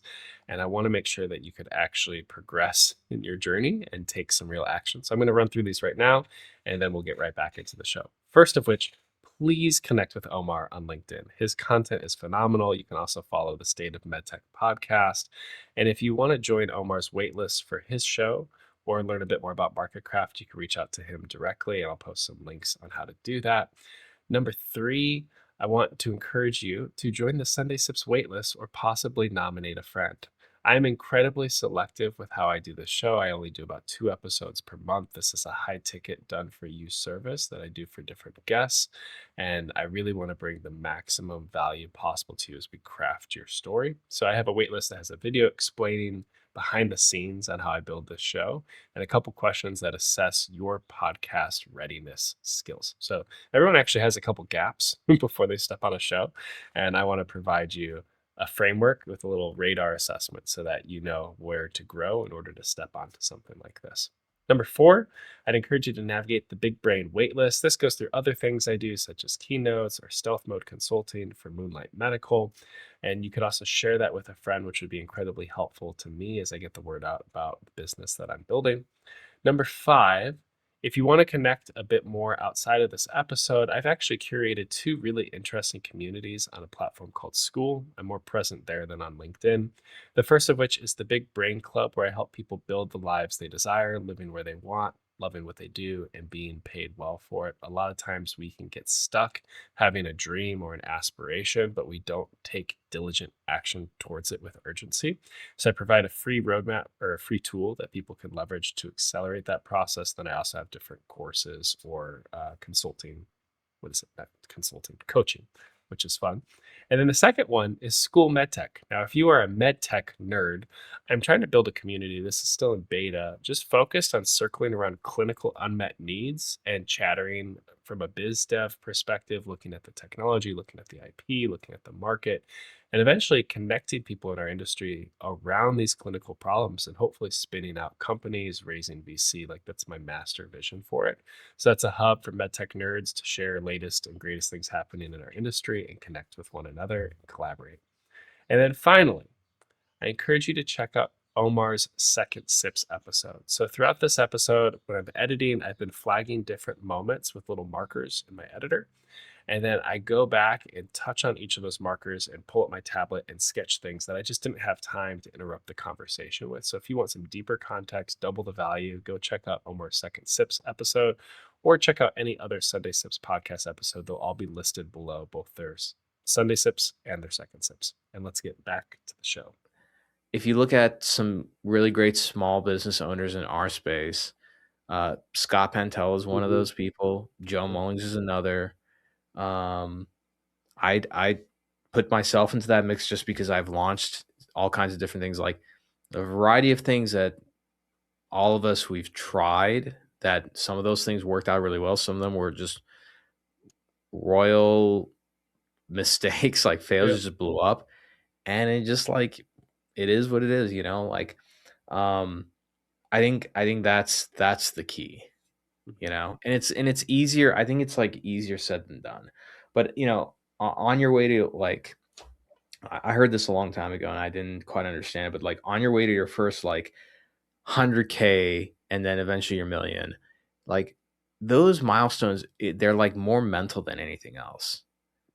Believe it really is more mindset than anything else. Like to sell like me, when I made the first 100K with my course, like it was more confidence and mindset than anything else, And so again, this goes back to this whole thing. Like, again, if you study the greats, like if you just look in business, like Elon Musk or like Steve Jobs or any of these people, even sports are great because it's kind of a microcosm of life. Like there's this level of like unwavering confidence and a level of hypnosis that somebody self-induces, that there's something to be said about that,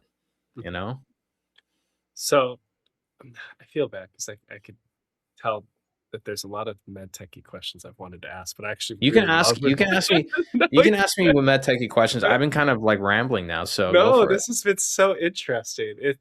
This conversation has gone in so many different directions than I ever anticipated, but it's all value and it's incredibly helpful for me in my journey and other people that are trying to lift off and craft their own businesses. I guess a personal branding question that I'd be curious about. Like, you are very intentional with the words you use. For instance, like mini strategic is something you're trying to coin, or at least I feel like that's a youism. Oh yeah, you've put out. Oh yeah, and there's other what, like Steve Bell's really big on this rendezvous procedure. Whether it's his word or not, he's using it all the time. On what procedure?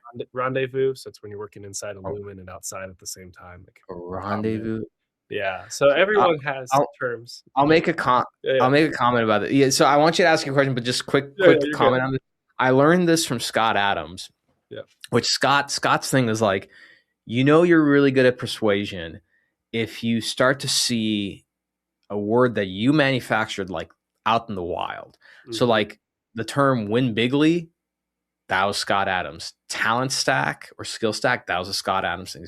And there's like big authors who like they don't credit him, but that's where it comes back to.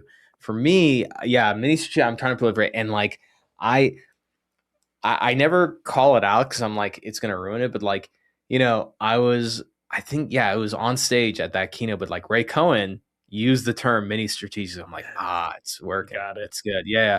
But so anyway, go back. Let's getting back to your question. Yeah, I had to dip into this because even crafting markets is also an intentional choice of language and what you're doing from a digital marketing perspective for companies to position them. Mm-hmm.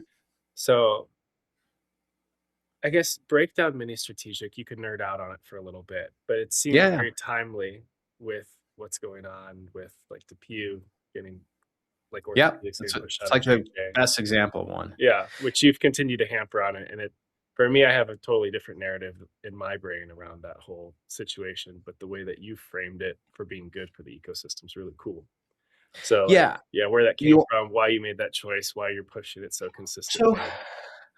Because there's some So tension there that I part, yeah. respect. So part of it, okay. So there's a couple of things. One is that it is actually happening, but then how do I put the psychological fuel on the fire? And again, what uh, a lot, if not everything, I do is trying to manufacture and push persuasion at scale. And so the large strategics like the Mag 7 or Big 7 or Big 8 in our industries, like Intuitive, J&J, Medtronic, blah, blah, they're spinning out a lot of divisions, right? And so there's this like period of like just buy everything, and now they've gotten so big that they can't move, and they're like, okay, we should spin stuff out, right? So these players are getting spun out, and these companies are anywhere from like a bill to like 15, 18 billion in market cap. Okay. So like DePuy, it's a $9 billion market cap company that does like 1 or 2 billion in revenue. Okay. Maybe more actually. But I know it's like a $9 billion company. So those mini strategics, right? And I try to think of a better term, because I don't think any of these companies would call themselves a mini strategic. No. But it's very like the word. It's a good word, and it's very persuasive because it's simple. You immediately understand what it is. That's the other thing, is that like talent stack, mini strategic, win big. Like you can visually see and understand what it means. If I have to explain it, it's not. I don't think it's a good term, right? So that's one. The second thing is that when these companies enter the marketplace, they have fiduciary to grow. They're not going to grow through internal R&D and innovation. Like none of these big companies do, right? They're just not good at it. And so the only way that that's going to happen is through M&A. So now imagine you're a Medtronic, you're a J&J and everything, and you're like, you've had time on your side. But now the pool of M&A buyers increased by like even 1.5x, 2x. So I think it's more than that now, but like, and we're talking not just many strategics that have been spun out, but think about like companies that have also grown into many streets, like SI Bone. SI Bone a few years ago was like $100-200 million company. They're a $800-900 million market cap company now. Like iRhythm is a $5 billion company. Yeah. All right. So now that market is getting more competitive. Then you have last year, or in the last 2 years, like the most active buyer in MedTech, Boston Scientific, has just been buying companies left and right. So now there's all this competition, right? It's going to force a lot of other strategies to say like, okay, we need to increase our M&A, right? So we're going to miss out on deals. And so what do you do when it's a really aggressive M&A market? Well, you start working more with your corporate ventures team and just say, hey, like, we need to cut a check, like a $2 million check or $5 million check or whatever, at a Series A level into these companies, just not because, because we like them, but we need to make sure that we're buying the rights to the next round, right? Yeah. You make money as an investor. Like where everybody wants to put their money in is at the very last round. That's where you make your most money, right? So as an investor, you have to put in money at every single round, and you got to buy your rights to the next round, right? And so that's what's happening. So like if you look at the HSBC Venture Healthcare Report from 2023 to 2024, or I'm sorry, from 24 to 25, like we've had an increase in the number of dollars, but like by like 28-30%, but the number of deals being funded is like less than 2%. Same to this year, except what they don't show, because it's not public unless you talk to people, is that the corporate venture side, they're throwing money at a lot of stuff. There's a lot of money coming out of like corporate venture into startups. Interesting. And so I'm hopeful for this year. And so my thing is, okay, how do I play my part in this ecosystem? The best way that I can do it is fan the flames, because if these are like living in their own little corridors and in meetings stuff, like it's not going to do much for the ecosystem. But if I start like aggravating the system, right, and finding ways through my persuasive abilities, through MarketCraft, through State of MedTech, so that these human beings that work within these companies start competing and everything, like that's a win-win for everybody, because the capital's a tough thing right now, Oh, yeah. for a lot of these companies. So that's, yeah. So, and on a like very high level, like that's like my kind of like market engineering for like the ecosystem that I'm trying to like just Yeah. do, you know? Well, it's fantastic, and it continues to establish you as an authority in these spaces. The curiosity I have before we circle back to you and your words is, I feel like soft tissue robotics is going to get spun out. That's my next mini strategic bet. Like J&J pulls together Monarch, Otava, all the And other spins it out. yeah. Which, I mean, there's a lot of I debate think, in these spaces because they've bet so big on it for so long, but they still haven't but seen ROI. but they spin it out completely, so it's its own independent entity, and they have Yeah, nothing to do with it. potentially. I I don't think know. I think it's a good point. I think you might be right, Because because you'd have different focus. You're not tied into the P&L battles across all the other cardio. yeah. I mean, that was the problem with DePuy, is that DePuy now will actually be compared as an orthopedic company to other orthopedic companies, versus Yeah, like being in J&J compared against pharma and cardiology yeah, and stuff. which wasn't I, fair from a I fund. think, Like the business atrophied at times because they yeah, couldn't I get. think you might be right, because I don't know. J&J got their ass handed to them royally by Intuitive, and they had J&J had a 1 year head start with Oris and everything, and they just got the Oh, yeah. floor wiped with them. They can't do that again. So they got to do something. They got to do something different. You know, Yeah. I've heard Otava's. I've heard the Otava platform is like really cool. I've talked to a few surgeons, but like, it's not like having a great product is, as you know from business, it's like it's like table stakes. It's not enough. Mhm. Um, so I think it's very possible. I mean, I think what makes a lot more sense is like they spin it out and J&J has some level of equity in there, but like I don't know. But Yeah. I could, but at the same time, you know, J&J is going to market, same with Medtronic with their robotic system, not as an offensive, it's more of a defensive to Mhm. protect their business lines. And so that's my thing of like, okay, if they spin it out, then that goes against that strategy, right? So I don't know, you It's know. very curious. Yeah, they've been trying to build out that robotics market for so long. I mean, I started on Otava in 2016 and it's 2026 and we're just doing FDA in humans. So it's a long lead time to get it out. We do commercialization really well at J&J. So like I want to be hopeful. You have the brand strength, which gives you some pricing premium and belief in the market with all the legacy Ethicon instrumentation. I mean, I But don't know if they do it's commercial so well. If they did, then oh, okay, cool. Yeah, that's true. Oris would have been a success then, right? Yeah, Oris has some problems.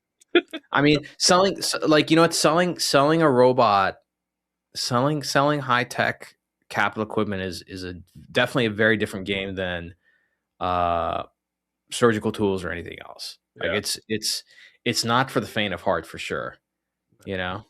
I mean, the billions they've sunk into it is so compelling and interesting. I just don't know if they would wrap it all up and push it out and package it as you have your soft tissue, you have your endoluminal robotics, you have your Da Vinci style boom robot because they And have a license from China, and then they also just picked up Dextrose for the ASCs.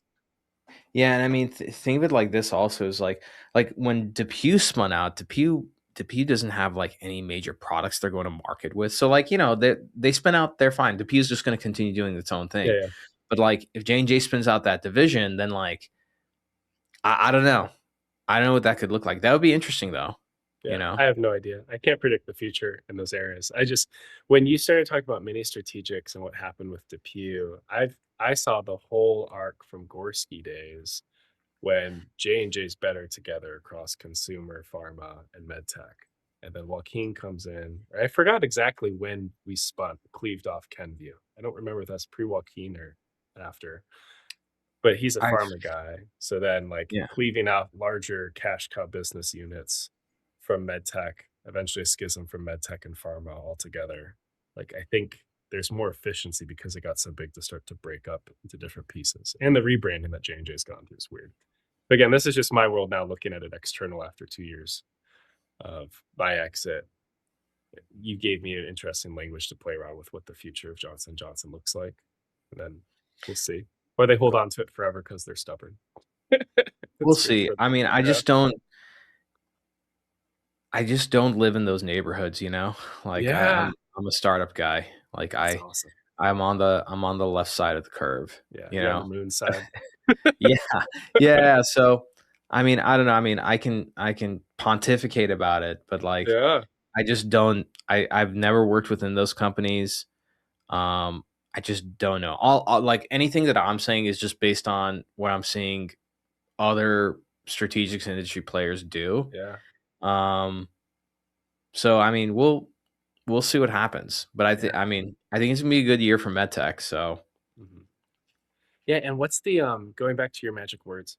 What if you want to talk through MarketCraft a little bit more? How did you land on that phraseology and building everything towards the idea of crafting? this dude, Bruce Cleveland. I had a name that had like the word market in it, and I was like, Bruce. I texted Bruce, and I'm like, you know, because I consider myself a disciple of Yeah. Bruce Cleveland. So he wrote, you know, so a little background on Bruce. So he's like long time Silicon Valley operator, investor. He worked at Oracle in the early days for Larry Ellison. He worked at Apple in the early days. Ended up at Wildcat Partners. He was a VC, you know, so he really knows stuff. His last thing was he was CMO of C3 AI, which came up with a whole category, enterprise AI. That's him and his team. So so I reached out to him, and he actually came up with the name. You know, I was like there, and then he like pushed it over the line. I'm like, oh, that's a good name. I'm going with that. So that's how he came up with it. And also because like again, I'm a sucker when it comes to names that if you say it again from a persuasive value, like you kind of get an idea of like, oh, I think I know what that is or what it does. There's nothing wrong with like companies or people who have names that like you may not know what it is, everything, that's fine. But I think for a service provider, like having a name that makes sense, like I don't know, that's just like my thing. And the other thing is that I've noticed with some people, there's a founder recently where they started to use the language in describing things like, oh, you know, instead of, they'll say like, you know, market engineer, but they'll say like, you know, crafting our market, blah, blah. I'm like, there we go. It's like working. Yeah. So then like, it just, there's like persuasive brand power in that, you know? And if you read, do you know Peter Thiel's 0 to 1? Have you read that book? I've heard of it. I haven't read it. You should read that book. Yeah. Okay. So like if you read 0 to 1, you know, strong brand, like that's like one of the 4, like I think there's 4 of them, like big levers you can pull, you know? Yeah. So I'm just trying to stack the chips in our favor as much as possible. Oh yeah. The logo's really tight too. I love the post you did just describing all the pieces of Oh, thanks. Yeah, that took some time. The guy who did it, Peter, he's really good. If you know, I think I tagged him in that. You should, if you're ever looking for a logo, use that guy. It was, you know, very reasonably priced. And it's worth, you don't want to spend like a bunch of money on like logo and design, but like it does make a difference. Like you do want to have like a cool design, to be honest. Like State of MedTech, not the greatest logo, but like it's like been there so long you can't. It's been there so long. It's like, you know, it's like one of those like I'm trying to think of another company that doesn't have like this amazing logo, but you're like Nvidia. Nvidia doesn't really have a great logo, but like you've gotten so used to it, it's just like it would be a bad idea for them to change it. It's the same thing with State of MedTech. Right now, I'm like, can we come up with a cooler, more sleek logo? Maybe, but I'm like, you know, people are used to it, and just like, there's no point. Leave it. So excellent. So I think to kind of frame around everything out, Omar, you talked a little bit about limiting beliefs and being able to reframe what we believe to be possible. What does the future of MarketCraft look like? Like where do you have insecurities about the next level you could push to with the business? The goal is world dominance. No, I mean, look, like with MarketCraft, we'll see, but the So the question is, what is the world like? What is the future for MarketCraft look? I mean, it looks bright. For you and MarketCraft, is it something you would want to operationalize and exit from down the road? Is it a business you want to Oh, continue to oh, own and that's a great question. scale? Like, 'cause So, you got key man risk for days is another piece you'd have to figure out. oh yeah, no, that's something that's why do you think I'm thinking about like recruiting top talent, Yep. these kind of things, like, and if you notice on MarketCraft's company page, I'm not like reposting or posting things that have my face on it. Mhm. Same thing with State of MedTech. State of MedTech, like, there's a period where like every single episode had a picture of me, and I'm like, I got away from that. Now, like for YouTube and everything, they do use that, just because I'm the host. But yeah, no, key man risk is important. If you are very valuable to your business, you don't have a valuable business. Where it's not You exitable. It dies on the Yeah. way there. But that being said, okay, takes a lot of time and luck and all kinds of things to have a very valuable business. That's number one. The number of businesses that are sold just in the United States is pretty small. And the number of those businesses that were sold for the amount that the founders wanted it to be sold for is even less. Yeah. So all that to be said, I'm building a business that on paper will be very attractive. It's attractive now in terms of its EBITDA and everything, but I want to refine that more because that's part of like running a great business. Mm-hmm. But the other side of it is, I don't think enough people think about generational wealth in this country.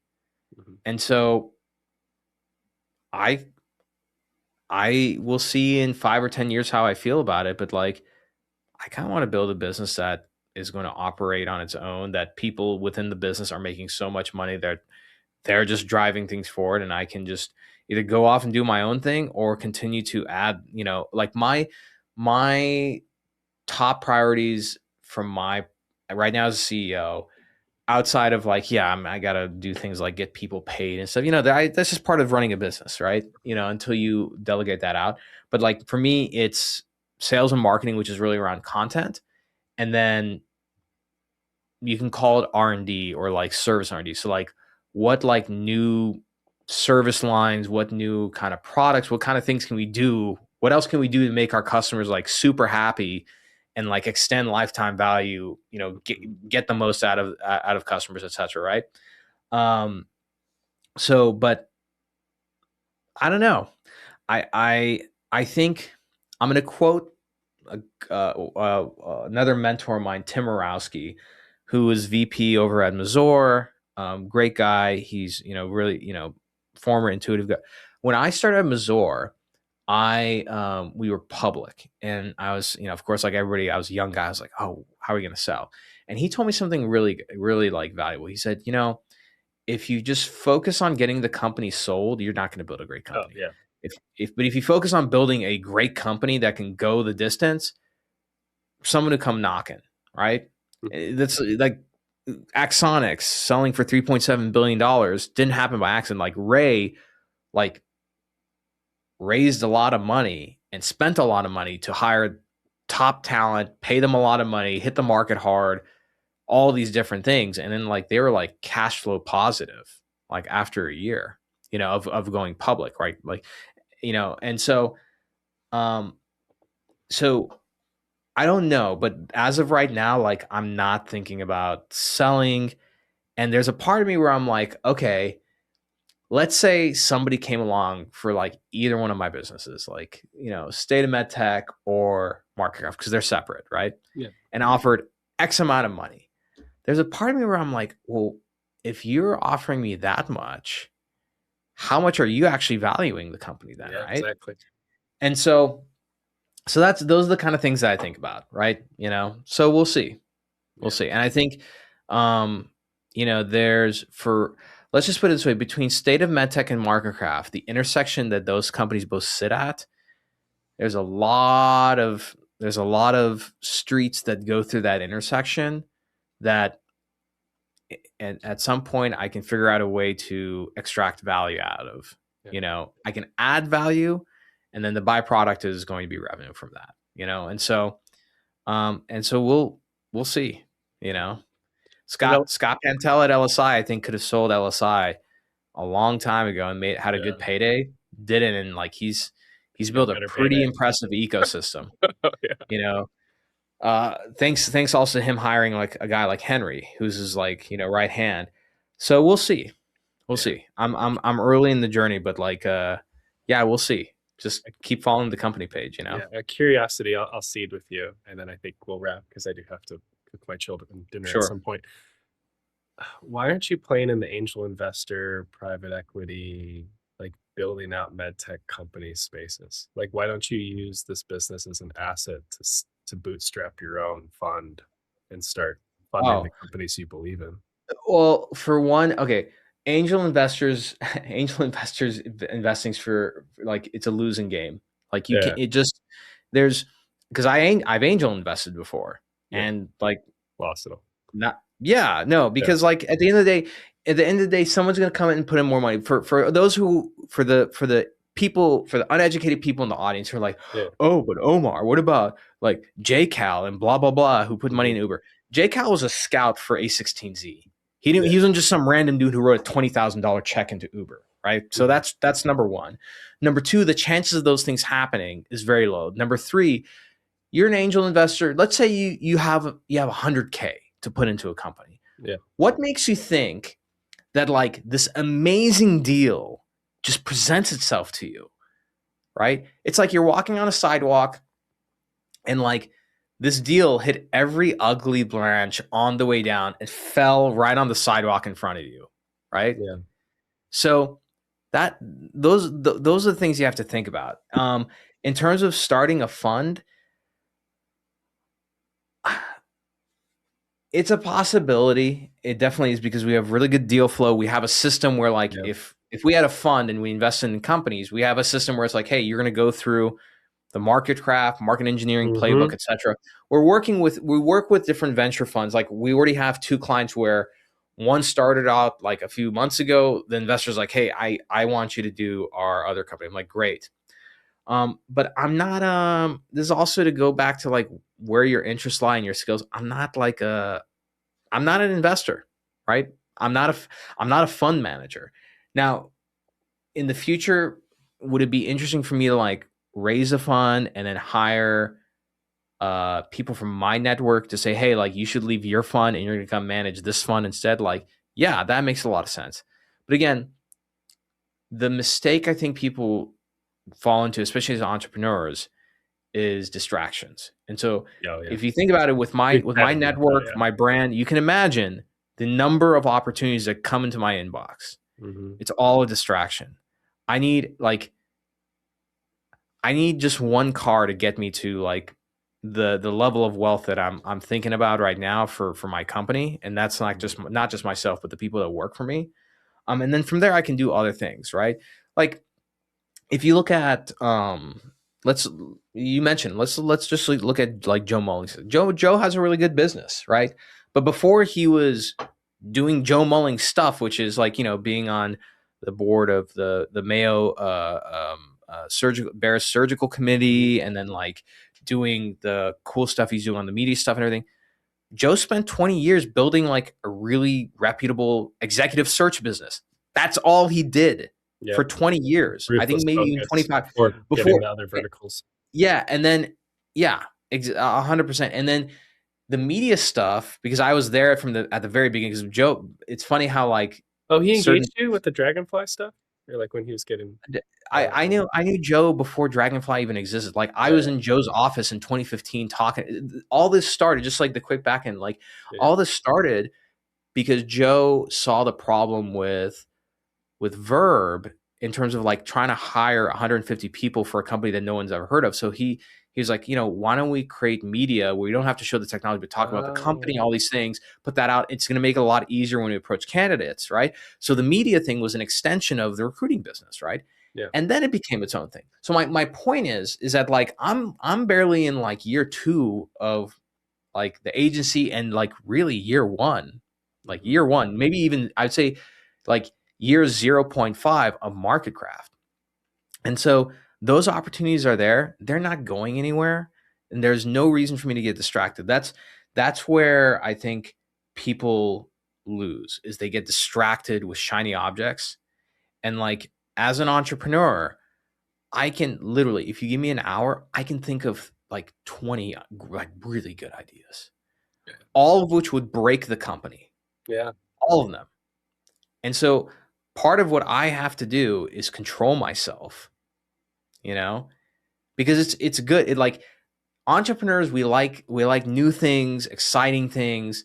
And so sometimes, just like, oh, I'm like, this week I'm going to do the same thing I did last week.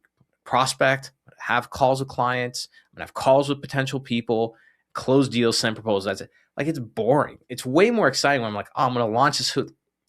That's the mistake. And I had to learn that through the, as I mentioned, from 23, the many deaths that my business died that year, to realize, oh, yeah, that doesn't make sense.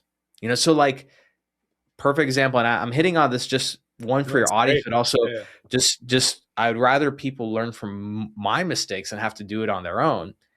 Like,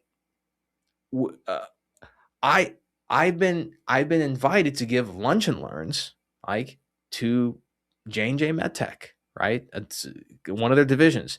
Same thing with another division of another strategy. I don't want to, like, just dropping in, but people with a lot of money, I have nothing to sell them right now. Because and I remember there's a strategic that approached me last year where they're like, hey, we have this whole thing that we're going to go into 2026, blah, blah, blah, blah, this whole commercial thing. Are you is your group the right one? And I'm like, oh my God, that's going to be like a great payday for us. We're going to do this. And then I stopped and I'm like, wait a minute, if we take that on, all kinds of energy is going to be put into this new thing, dealing with this new type of client, this new ICP, all these things.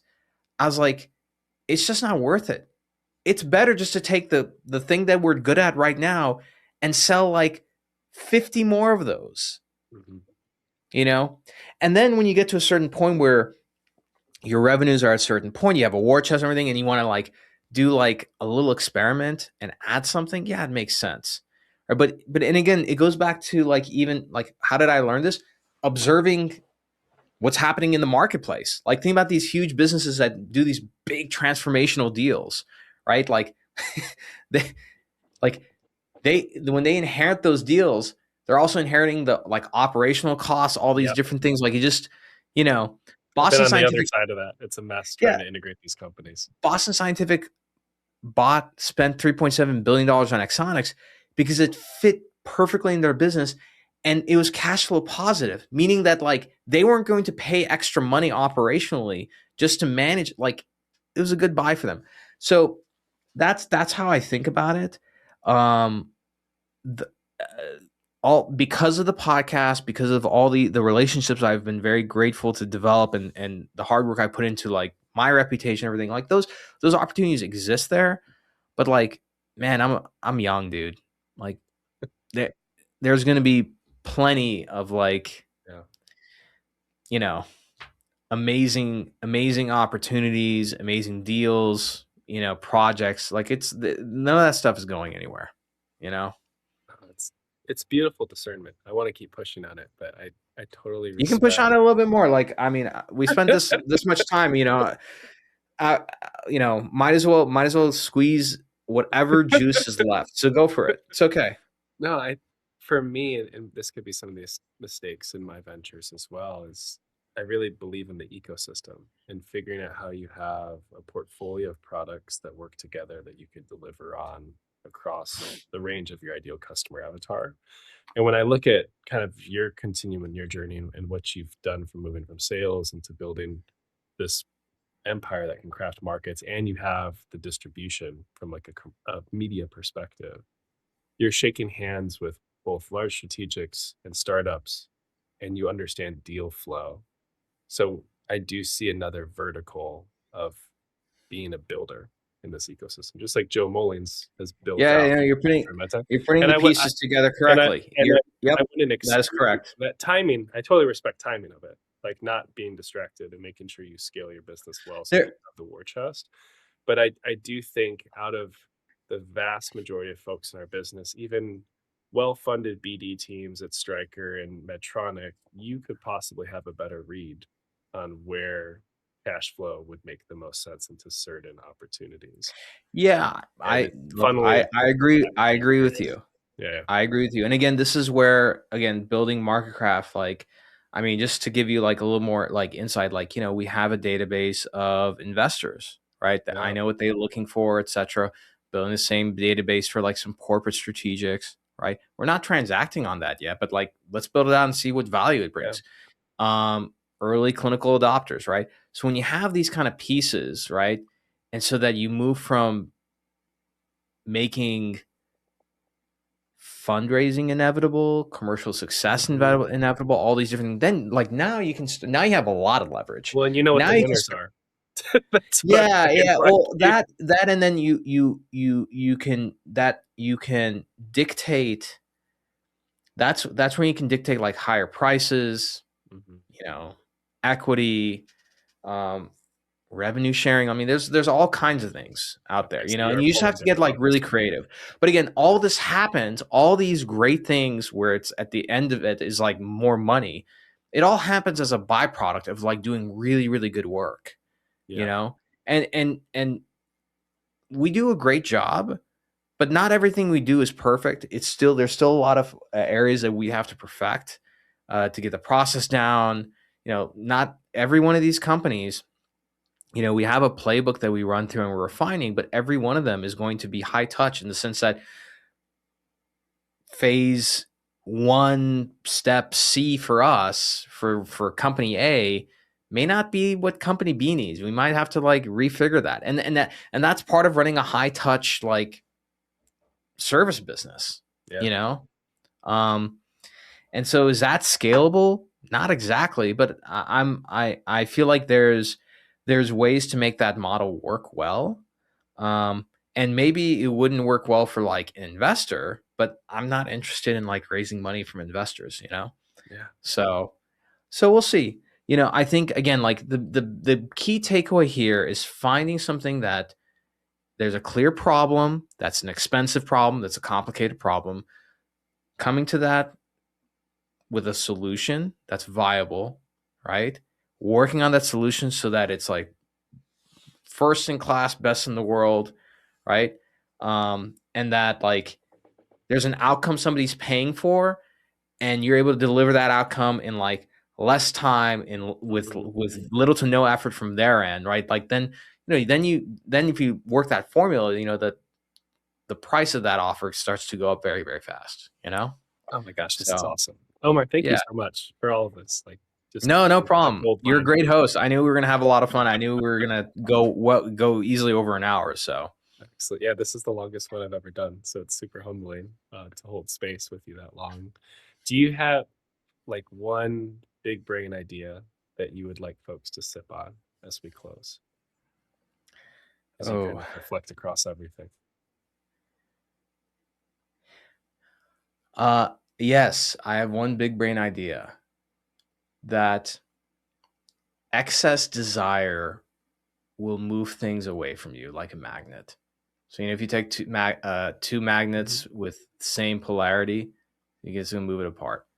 So if you have excess desire, the world works in equilibrium. If you have excess desire, you really, really want something, you're probably not going to get it. You can move towards something. You can't want it too much. And when people think like, oh, but that's not how it works with goals and everything. No, it is. If you think about like Michael Jordan or Kobe Bryant, they wanted to be champions. But when you hear them in interviews, did they sound like oh, I need this? But it was never that. It was calm confidence that they move towards those goals, right? Same thing in life, right? You can't, if you're a guy like and you really want to date a girl, you can't want her, like it just repels, So in life, like sometimes releasing your grip and dropping desire and emotion around things makes it a lot easier for you to be just objective and just take the simple steps towards getting that thing. Like if you're looking to become a millionaire, think of it like craving an apple. When you crave an apple, what do? You just like, I want an apple. You just go get in the car. You don't think like, oh, other people want apples, and like there's this apple shortage, I think, and like in the world markets and blah blah. No, like you're just like, I'm just gonna go get an apple. You go to the store. You're like, oh, this one doesn't have the apples I want. Yeah, I can go with this apple, or maybe let me just get in the car. Let me go across to this other store and just see. And you don't like make a big deal out of it. You just go get the apple. I think that's the same thing when it comes to business and a lot of things in life. Like you just drop desire and emotion and like take action towards the things that you want, and you'll get them. It really is that simple. Yeah, and just focus on providing value and doing good work that you delight in, and it all fits. Yeah, exactly. Oh my gosh. Omar, thank you so much for the time and investing in me. Like, all our conversations have been such an encouragement, and it's just been so fun sharing space with you and gleaning over everything you've curated for the last couple of years. And I'm excited to see what you build in the years and decades to come. Honestly, it's going to be a lot of fun. Like, I can't imagine Omar at 50. It's going to be wild to see. You'll be the next. I know that is going to be kind of wild. Yeah, and I'm excited for what you're building as well. I mean, I see you on your entrepreneurial journey and the bets that you're making and everything. And I'm grateful that you exist in our space, because you could definitely be in a different industry and everything, but you're in our space and you're making it better. So I'm very grateful for you as well. It's beautiful. Thank you so much. So, hey, friend, I'm so glad you've been able to make it to the end of this conversation with Omar and Khateeb. And before you go on your way, I want to share his 5 big brain ideas. And it took me quite a few listens through this discussion to actually synthesize it to these 5, but they've been the most impactful to me. And I hope that you can carry these with you in your unique context. So, first of which, and he's dropped this one very early in the discussion, there are no rules. And what I've learned in entrepreneurship is there are business principles that are helpful around attracting leads, conversion, and then moving into actual delivery of our solution, getting word of mouth referrals. There's different pieces you can put in place to scale a business quickly, but every single business is different. And a lot of these limiting perspectives that we have around stepping into a business or finding that product market fit or building a new market altogether, a lot of those limitations are just based on the way we grew up, the schooling, the circles of friends and family we were within. And we have to learn that we can break a lot of these rules. So the simplest example I have from my own context is the vast majority of podcasts are free. You could just show up and talk on someone's podcast. They do all the work to do the edit and put it out. And it was quite shocking to me. I did one episode with a wonderful individual. I won't disclose it. And they just felt so compelled by the value they experienced that they paid me $2,000 outright. And for me, I was like, oh my God, what? you know? And eventually I started to realize, like, oh, that rule, that constraint isn't real. And I started to figure out how to productize it. So now I charge 20 to 30K for a guest on Sunday Sips, whether they fly me out or I do it remote, similar to what I did with Omar and Khateeb. And that rule that podcasts have to be free wasn't true. So there's probably something like that you're experiencing within your context. And I invite you to challenge those assumptions of the rules you've always followed. Number 2, I love this one. This is a very candid quote from Omar as he was talking about setting the conditions for his kids to learn. He said, "There are goddamn books everywhere." And that line has stuck with me in so many ways, because a lot of times we have to set the conditions of success to actually reach it or see it. So a very simple example, I have a little studio here in the garage that I've pulled together. And my son Akio came in and poured beads all over the floor. There's Legos all over the table. And I kid you not, for like a week and a half, I couldn't come into the space and work, but I was running so hard across third shift at Amazon, getting Moonlight Medical off the ground, running my community, also navigating some job shoulder taps, that I just endured the wrong conditions. And I felt my creativity depart in some ways. And I felt this procrastination and this stress. And then I just carved out like 30 minutes to really clean it. I put goddamn books everywhere, and all of a sudden this space opens up a conversation that we're having right now. So within your career or your business, think about the environment that you work in, the environment that your team works in, but also think about the people you're surrounding yourself with. Because when I first started entrepreneurship, I had no one around me that had seen the level of success I aspired to, that had built their own businesses, that had had an exit after a decade within a given context. And I found that through a platform called Skool, and connecting with other community builders that were sharing their numbers. Those were the books I needed to be proximal to and see everywhere so that I could actually step into confidence of building my own business. And I invite you to do the same. Number 3, this one has been so valuable for me. I kid you not. Get paid. And after the conversation, he was very candid. He was just like, get fucking paid. And that line, that refrain has been in my head at times because I could either focus on leads, making new content, I could focus on delivery, but actually it's like the logistical burden of reaching out to clients and be like, hey, are you going to invoice when you said you invoice? Like chasing a little bit to get fucking paid has been really helpful for me because it's protected my family's financials of pulling in revenue sooner. For him and his business, they do net 15, which means after the work's delivered, they have 15 days from invoicing to pay. If they go over 30 days, there's a percent charge. I haven't rolled that into my process yet, but I've had clients that have rolled into net 45 until I've made enough noise. So it's an area where when you're building a business or when you're closing someone, it's not closed until money hits the books or you have their card that you can charge. And you'll feel the need to start working the next client before fully driving it to completion. And that's a tension I've navigated because you're always busy across every aspect. But that note has been really helpful for me to focus on some of those conversations to actually get the implementation to completion before jumping back into cutting an episode like I'm doing right now. All right, number 4. This one was such a nonchalant comment that he casts out there, and for me, I don't even know if I heard what he said after it for a couple minutes because I was processing this one. Goals are for suckers. Set up systems. This is so incredibly true. So one system I'll share. Behind me, I have this Big Brain calendar. Okay. And you might be curious, like, why does it say 2025 when it's 2026? Well, I used this calendar not to map out things that were going to happen or when I would be traveling or this and that. I called it a to did calendar. And in the very beginning, the first 3 months, anytime I did a piece of short form content, long form content, did some sales, engagement in my community, like all the systems that create success, I would put I had different colored expo markers and I put little dots in each area. And the goal is just max the dots every day, get the volumes up, put in the reps to get good at it until eventually I didn't have to track the dots. I just had the systems and process to actually execute. And then I started tracking when I had different wins that connected to one another. So there's a whole spider web because, me stepping out and reframing the Big Brain Club and having a different offer led to my first sales 3 months later.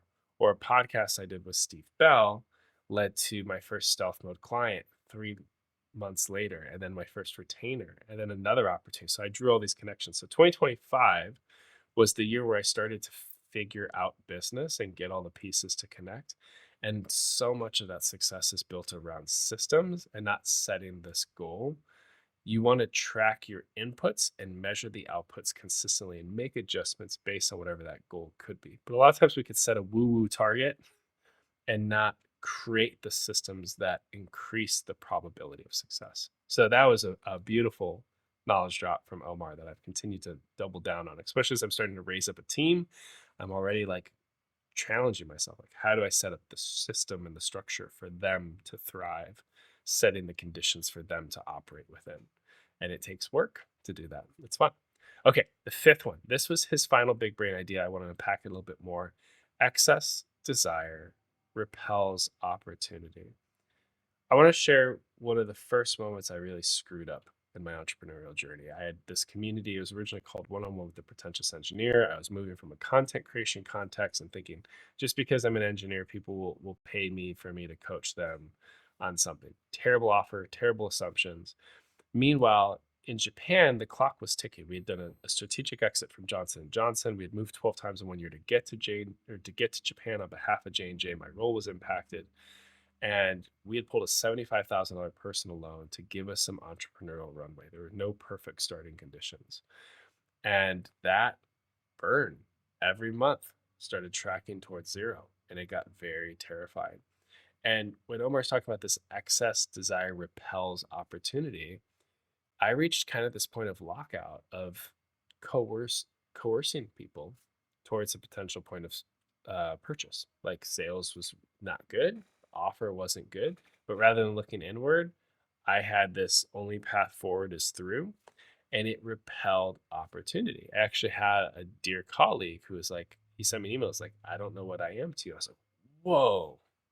And I spent time to connect with a call on him. Immediately, I gave free access to what I was building to everyone. I was like, I got to reset and figure life out. We hit zero in a foreign country with 4 kids. And in 20 days, we had to relocate to Chicago and crash land in the in laws, pull our 401k, reset completely. And after doubling and tripling down, gaining traction, I figured it out. But that excessive desire, that time constraint in some capacity, can push things away from you. And I have noticed good things do come when you're diligent, you set up the systems, but you're also open handed. I led with generosity and gave away free podcasts in the beginning and built relationships, which led to my first stealth mode client who had cash flow issues. And I underbid the competitor by like 9K just to get the relationship and provide value, which then led to my first retainer, which then led to a second retainer, which then taught me how to up my price because he then went and sold his friends for way more than what he paid for. And so these things, when you start to open up with what you're building towards, it creates space for opportunity and these beautiful digital collisions to occur and the goodwill of business. And that's what it's fun. I think in many ways, starting a business comes from this space of, it's not just favor. I can't think of the word. It's fruitful. Things grow when you give them a little bit of space to open up. So with all that, friends, I hope you got a lot of value out of today's discussion. I encourage you to circle back over this. For next steps, check out Omar on LinkedIn again. There'll be links to his waitlist, my waitlist for Sunday Sips, my Big Brain waitlist if you're interested in me coming and doing public speaking, workshops, other things like that. And just really excited to see what you build towards in the years to come. So keep changing the world.